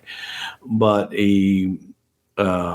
there's nothing about him that is real. So whenever you hear anything coming from him, you can pretty much bet the farm it's a lie or it's made up or that it's a fraction of something or a tidbit of something that he heard from somebody who has a dog whose best friend is owned by somebody that knows someone who also saw something that they didn't know that they heard. and it's presented as fact. That irks the hell out of me. Well, I know it doesn't irk the hell out of you. The Amazing Kind. You and I have been using these topical and ingestible CBD products, or CBN, for sleep for quite a while now. The Amazing Kind is a family-run business specializing in plant-based pain relief and wellness support for both mood and sleep. Their products are of the highest quality and sourced from GMP certified manufacturers. Their products are all tested for quality and purity to ensure that you're buying and everything you're buying is of the highest quality and exactly what it says on the label. Amazing Kind offers a wide range of high quality topicals, infused oils, and soft gels, including CBD, CBG, and CBN. The Amazing Kind infused oils are made from all natural sun-grown hemp and infused with nutrient-dense MCT oil. The founder used to work in the wrestling business. That's right. He was a producer and editor at the WWE, working on commercials and marketing. And now the research suggests that CBD infused oils help support relaxation, balance, and a sense of calm. And it also has potential pain relieving and anti-inflammatory effects. And the Amazing Kind infused oils come in a bottle dropper that can be taken under the tongue for fast acting effects, or even mixed into foods or beverages. I should mention that CBN is often associated with a sedative property. It can help induce that state of relaxation and calmness, and that is conducive for falling asleep. It worked for our daughter Morgan last night. She absolutely loved it, slept like a baby, bright-eyed and bushy-tailed this morning. Thanks a lot to the Amazing Kind for that. CBN can also reduce the time it takes to fall asleep, making it difficult for individuals who have difficulty falling asleep. But it can also extend the duration of sleep. That's what some users have said, allowing for more restful and rejuvenated sleep. So if you have trouble falling asleep or staying asleep, this might be for you. And it can also limit the number of awakenings you have during the night. If you're looking for less interrupted sleep, man, this could be the cure for what ails you.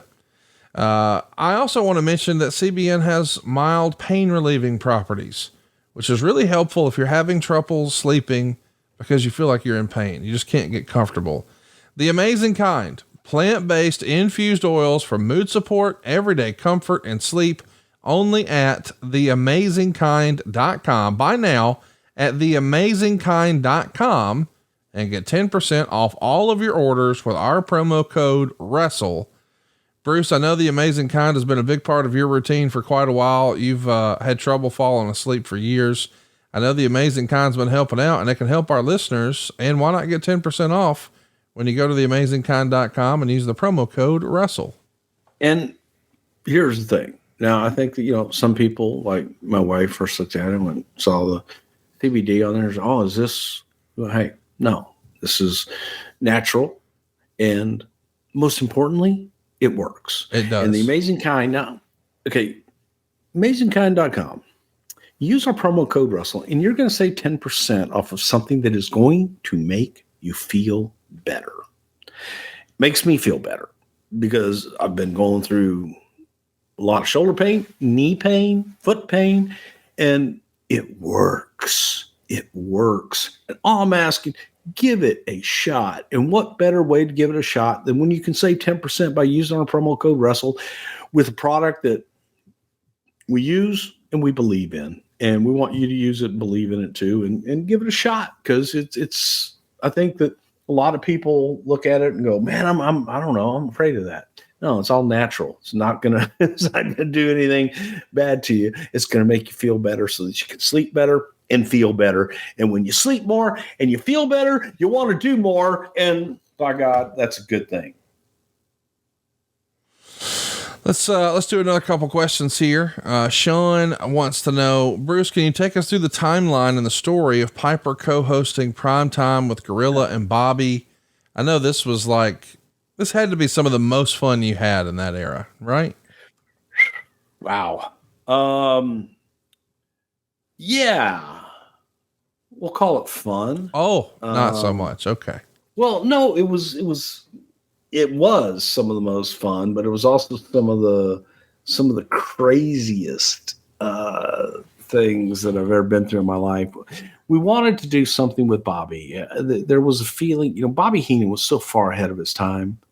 Had Bobby Heenan come along just 10 years later, he would have been probably one of the biggest celebrities in the world, from a talk show basis or just in general. Okay. Bobby was that quick. Bobby didn't need writers. Bobby didn't need any of that. Bobby was just quick. Bobby was good. Bobby had a feel. Bobby could walk into any room at any time and command that room.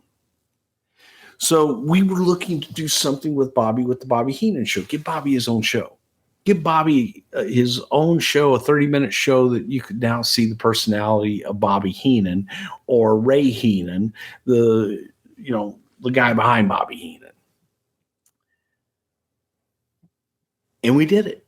And the idea was we were going to do 30 minutes. We had a 2-hour block for primetime wrestling. And the last 30 minutes was going to be the Bobby Heenan show.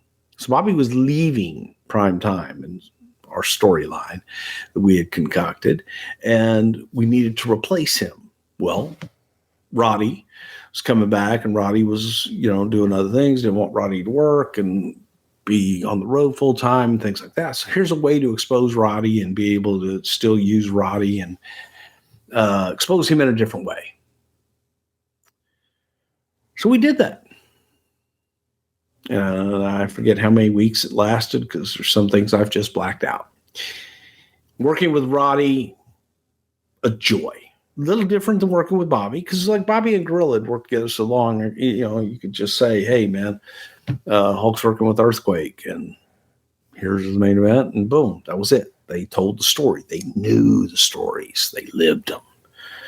Roddy would make them more about himself because Roddy was actively on the roster as well. So it was a different dynamic, but I loved working with Roddy because you never knew, and I just loved Roddy. The Heenan show on the other side, we would produce these shows, and we went out, and I went out to the freak show place. We talked about this in the Kazarni, last time we did this, and we found people, but we just found weird folks that were different, unique. And we would put them on there and let Bobby rip them apart. That was the idea behind it. And we did a few of these. And I think we were 6-7 weeks in, and I get a phone call, and it's Vince, and he says, last night's the last night that the Bobby Heenan show will ever air. I'm thinking, did I do something wrong? What did we do that was so bad last night? It was one of our tamer shows. What happened? What did we do? And come to find out, the gentleman that was supposed to deal with the USA Network had never told the USA Network that, oh, by the way, we're going to take one of the highest rated shows on USA Network, and we're going to cut it down to 90 minutes. And then we're going to do a 30-minute show with Bobby Heenan at the end of it. Kind of a talk show, had nothing to do with wrestling or WWF. Okay. USA Network was not real happy. Yeah. And they told us that they had a contract for 2 hours of primetime wrestling. That's exactly what they want. They want a Bobby Heenan show. As a matter of fact, they not only don't want a Bobby Heenan show, but they didn't want a Roddy Piper on primetime either. So none of this had been kind of cleared through the network, and it was just a different time and place. And a lot of times we did our own things. We didn't clear anything through the network. But I guess this was kind of a big deal. Kay Koplovitz, and she was the head of USA Network at the time. Didn't really care for us anyway. And so, yeah, we had to figure out how to get Bobby back on primetime and get Roddy back off primetime. And we did dual sets and all that good stuff. But it was an interesting time, to say the least. But I had a lot of fun working on the Bobby Heenan show. Had a lot of fun working with Roddy doing primetime, because that meant that he was in Stanford. So we would always go out and have a good time and things like that. And yeah, interesting times. James wants to know, did you ever have conversations with the Rock and Roll Express about coming to the WWF in the 80s during the Crockett heyday? And do you think they could have had a successful run against other big tag teams during that period? I think the Rock and Roll Express would have been great. And yes, I think Vince did. I did casually one time seeing them at a show, I think in Chicago, about whenever you want to come to the Big Time Kids, let me know. Love Rock and Roll Express. I thought that the way that Bill Watts brought the Rock and Roll Express in and used them and brought them in immediately because they were smaller, accentuated that, told the audience they're not as big as the heavyweights. They're not as big as the rest of the guys that we have here in Mid-South Sports. But by God, together as a team, they are tag team specialists, and together they can climb any mountain. They're unstoppable together as a team. Right. And he showed it, man. He had them beat the Russians, and then it was you go into the tag team thing, and then finally got him into the stuff with the Midnight Express and Cornette and them. But they were down here kind of coming up when rock and roll. I mean, Midnight was here working with Wrestling 2 and Magnum TA. Unbelievable team. But they were happy where they were, and they felt safe where they were. I think that Pat really liked the Rockers, Sean and Marty, just much better. He thought they were a better team, thought they were better performers. They thought they looked better. Both of them had, muscular bodies and everything and looked the part more. Ricky, never going to be accused of having a great body, nor Robert. Great, amazing workers, all four of them. So when we had the Rockers, I tried to do the same thing with the Rockers, to take that same formula that Bill did with the Rock and Roll Express for the Rockers and make sure that commentary hit them as tag team specialists. And that, by God, they may not be the biggest guys in the world, but together and put them against Volkov and Zukov, the Bolsheviks, and the Powers of Pain and things like that. So it tried to build them the same way, and I thought that they did a good job. But I think that both teams are great, and always have loved Ricky and Robert. Interesting question about the title switch from Flair to Bret Hart here. Derek wants to know, Bret Hart won the WWF title from Ric Flair on October 12th, 1992 in Saskatoon. He defended the title against Papa Shango on Saturday night's main event that was taped 15 days later on October 27th. Wouldn't it have been better to launch Bret's first reign with a win on national TV? And would that have drawn more eyes than Papa Shango and Bret Hart? That's interesting. Well, Derek, here's the deal. We're dealing with human beings. Okay. Yep. And while you may see, the superstars as just superstars and these larger than life cartoon characters, they're real human beings with real life issues. And Ric Flair had some real life issues at the time that he was dealing with that wouldn't allow him to perform on a nightly basis anymore. So we needed to get it off of Rick for his own health and his own well-being.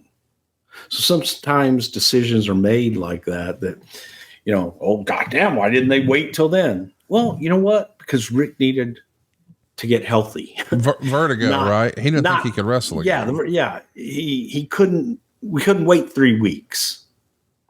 All right. We needed champion. We needed to do something right then. And, made sure that Rick was okay to work the match. And then it was like, man, go get fixed, go get help, go do whatever it is you need to do to be right. And Rick had vertigo and Rick was dizzy and Rick wasn't himself. So there was no time to wait. You don't always have that luxury. It's like, oh, well, why didn't you do that? Well, because they couldn't do it. Right. So, that's the reason. And as a fan, you don't know that. We don't want you to know that. No, it wasn't something where, there were this thing called the World Wide Web, internet, Google machines and shit all over the place. That those were things that weren't out there for people to know. Now it seems like everybody knows if anybody has a hangnail. Yeah. But that was not something that we wanted to promote, that, hey, Ric Flair's had, health issues, where it was, you took care of something and you moved on. And as a fan, there's no way for you to know that, because we're not going to tell you, because we're hoping that Rick's going to get right and come back. So that's why. Naked Mind Yoga plus Pilates is a brand new fitness and wellness studio owned and founded by Brandi Rhodes. The physical studio in Roswell, Georgia offers yoga and Pilates reformer classes plus childcare for clients, all under one roof. That is truly unique, and it makes Naked Mind the only yoga or Pilates studio of its kind in the entire Atlanta area. For those of you who aren't local to the Atlanta area, Naked Mind has an app, so you can get moving with yoga and mat Pilates classes led by Brandi and a hand-picked group of established yoga and Pilates instructors. It's a fantastic way to try yoga and get into a new fitness and wellness program. Yoga is good for the mind and the body, making it one of the leading wellness practices in the world today. You can find the Naked Mind app on Apple and Android devices and enjoy $10 off your first month or retail when you use the code CONRAD10. Naked Mind plus Pilates online at nakedmindstudio.com. That's nakedmindstudio.com. I don't know that I ever noticed this, but Miles McLaughlin says, hey, Bruce, throughout the 80s and 90s, the WWF Championship was never referred to as the World Championship. Same for the Tag Team Championships. What was Vince's aversion to the word world when it came to top singles and tag team champions? Did you guys never say world? No. Why not? For the same reason you never say professional wrestling. Anybody can be a professional wrestler. And anybody can claim to be a world champion, but only one person. Anybody can be a world champion. I got it. But you can never be a WWF or WWE superstar, and you can never be WWF or WWE champion. I got it. You can be a world champion anywhere. There was lots of them. Yeah, I got you. Yeah. Okay. Wow. Differentiate it. How about that? Lindsay Grad. Wait, Lindsay? We got 3 women listening to the show now. Lindsay wants to know, if Kevin Nash and Scott Hall stayed in the WWF in 96, what do you think the outcome would have been? So that's interesting, because that would have almost meant maybe there's not an NWO. They would have stuck around, I presume, as Razor and Diesel, of course. Do you think we still would have wound up with an Attitude Era without an NWO? Yes. I mean, we were going there anyway. Okay. And when I say we were going there anyway, the product had already started. It was already on the ascension. Steve was getting hotter and hotter every single day. Kevin Nash flipped a bird on TV. So yeah. We were already on that road. Pat says, what was the deal with the raised walkway at the Maple Leaf Gardens? It just felt out of place. Also, did you like or dislike the short walkway at MSG? So, Maple Leaf Gardens, that was weird. It was really weird, because in many ways you're a sitting duck, because you're raised up, and man, they can throw everything at you. Back in the days when people threw lots of stuff at the talent to and from the ring. So that was one thing that I wasn't really crazy about. But at the same time, getting out of the ring and getting out of there, a lot of times it was a lot quicker, just because you could be in the ring and you could just roll out, boom, get up and go. Didn't like it. I don't know, but it was just the way that where you came out of the locker room in Maple Leaf, that's how they had it built. That's what they always did. And by God, that's the way they were going to do it. The entrance at Madison Square Garden, it was what it was. What I hated about it was that it was public. Yeah. So during the matches, they had people going to their seats, crossing the entryway the whole time. So if you got a run in or anything like that, you got to get the hell out of there. And people are there in the aisle, crossing over to get to their seats. It was a bit of a pain in the ass. But the garden was the garden. And it was a privilege all the time to be able to work in Madison Square Garden and be able to do that, because that was a dream. Holy cow, man. I want to be the champion and be able to work in the Garden. Shit, doesn't get any better than that. Jeff wants to know, who are the biggest gamblers amongst the boys and crew? We've all heard about Gino. Is he the one, or is there somebody else? Man, yeah, Gorilla, without a doubt, hands down, would win that. Gorilla would bet on anything. Gorilla would bet on who's going to walk in the door next. He just had to have action. I always had to have action. And, as years went on, God, I'm sure there were plenty, but, guys always did their football pools and would bet on that kind of stuff. But I don't really remember anybody that would go and sit at the high roller tables or like Gorilla Monsoon did and bet, $10,000 a hand and things like that. I'm sure there are guys that do it, but I can't recall any. But I did have the opportunity to sit there many times with Monsoon and just like, because he wouldn't count. He just bet. And when he was tired of betting, he'd take his chips, leave the table. Do you remember his more, sometimes less? Do you remember his biggest win or his biggest loss?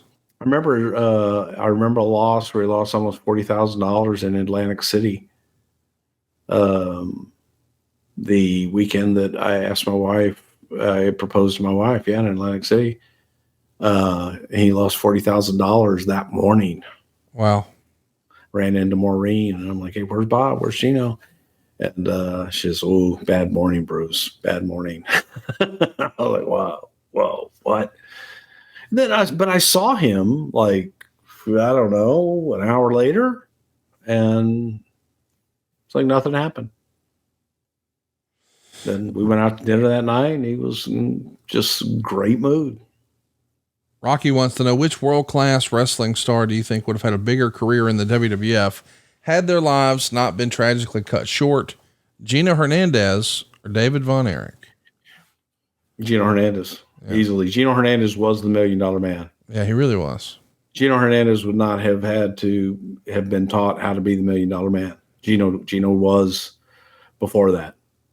That was Gino. That was his lifestyle. That was how he lived his life, whether he had it or not. Yeah. That's how he lived his life. Brian Leonard says, what are your top 3 entrance themes? Nothing current. So old school, give us 3 of your favorite themes. Without doubt, Hulk probably is number one. It's when it comes crashing down and it hurts inside. Unlike what Silva said, I don't even remember what Silva saying it in Spanish or something. It was really bad. Warrior's entrance theme was amazing. Just the frenetic pace of that was just off the chart. And then Honky Tonk Man. Just the opening, guitar on Honky Tonk Man was like the crowd knew exactly who the hell it was. Yeah, they did. And they got up and they booed the shit out of it. And that's what you want in a great entrance scene. He's just a Honky Tonk Man. He's cool. He's cocky. He's bad. Yeah. All right, we'll finish it up with a big one here. Now the move to the WWE headquarters is almost complete. What are some of your fondest memories of the old Titan Tower?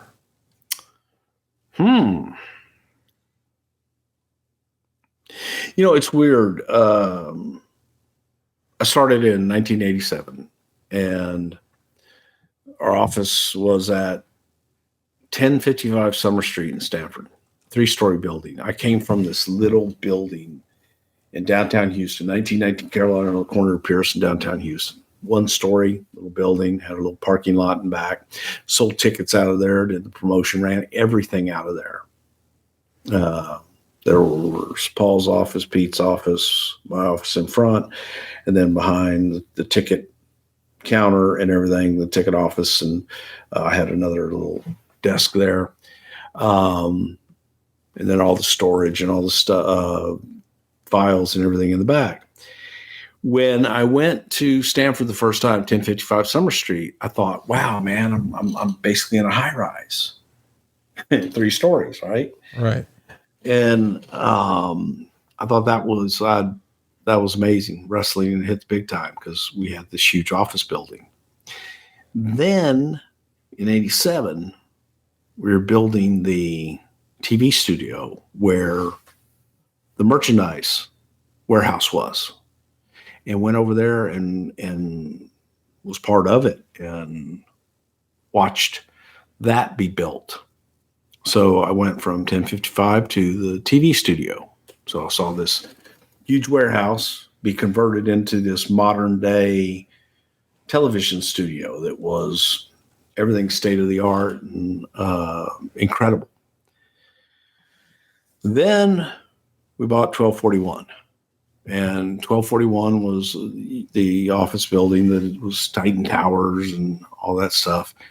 And watched it get built out and think, oh my God, now this is a 4-story building with like a parking garage and all this crazy stuff, man, on Long Island Sound. You got views. It's amazing. And I thought, you can't get bigger than this. And we had the building across the street. We had 2 buildings across the street from the television studio. And just then you've got the warehouse out in Norwalk and all these different things.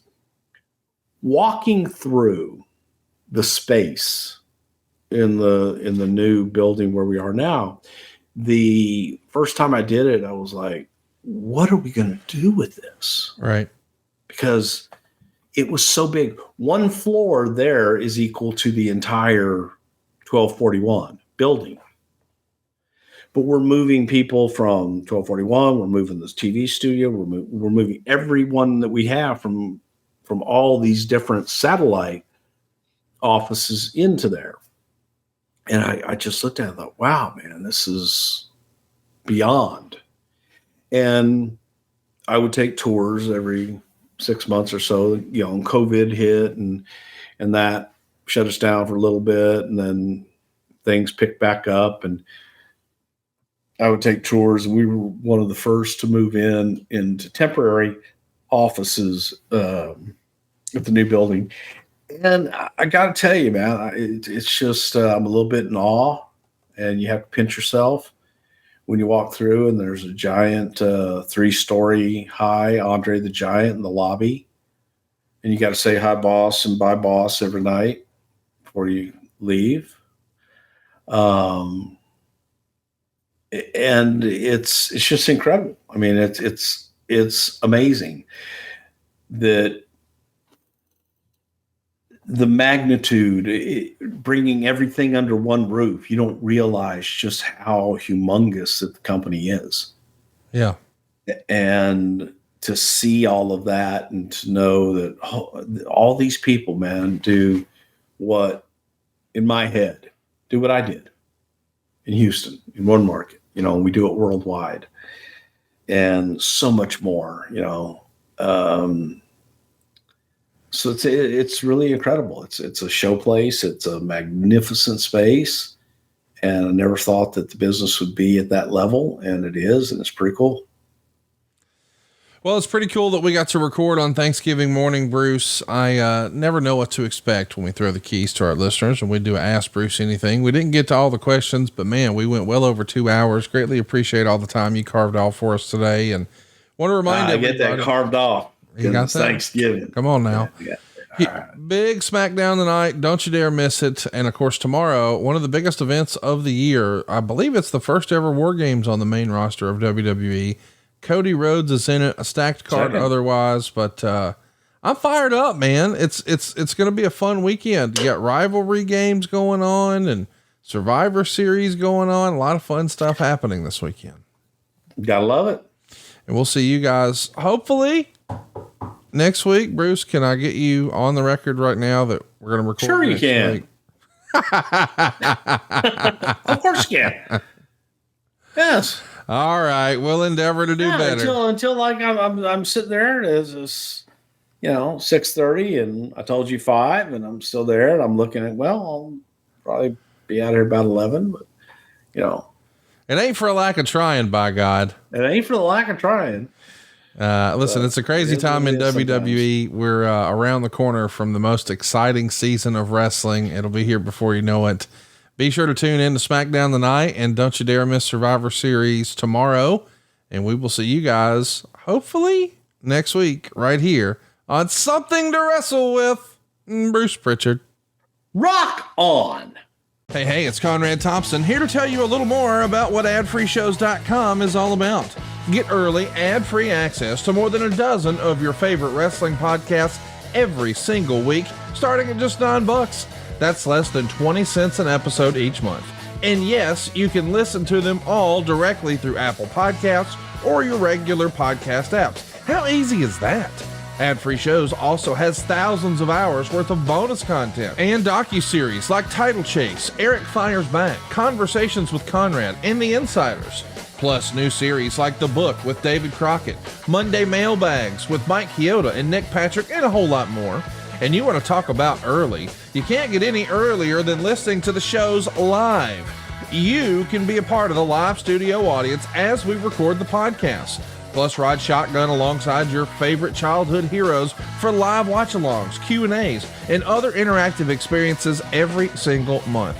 Come on now, see for yourself what thousands of other wrestling fans from around the world have discovered, that adfreeshows.com is the best value in wrestling. Check it out today, and hey, when you do, the first week is completely free. adfreeshows.com.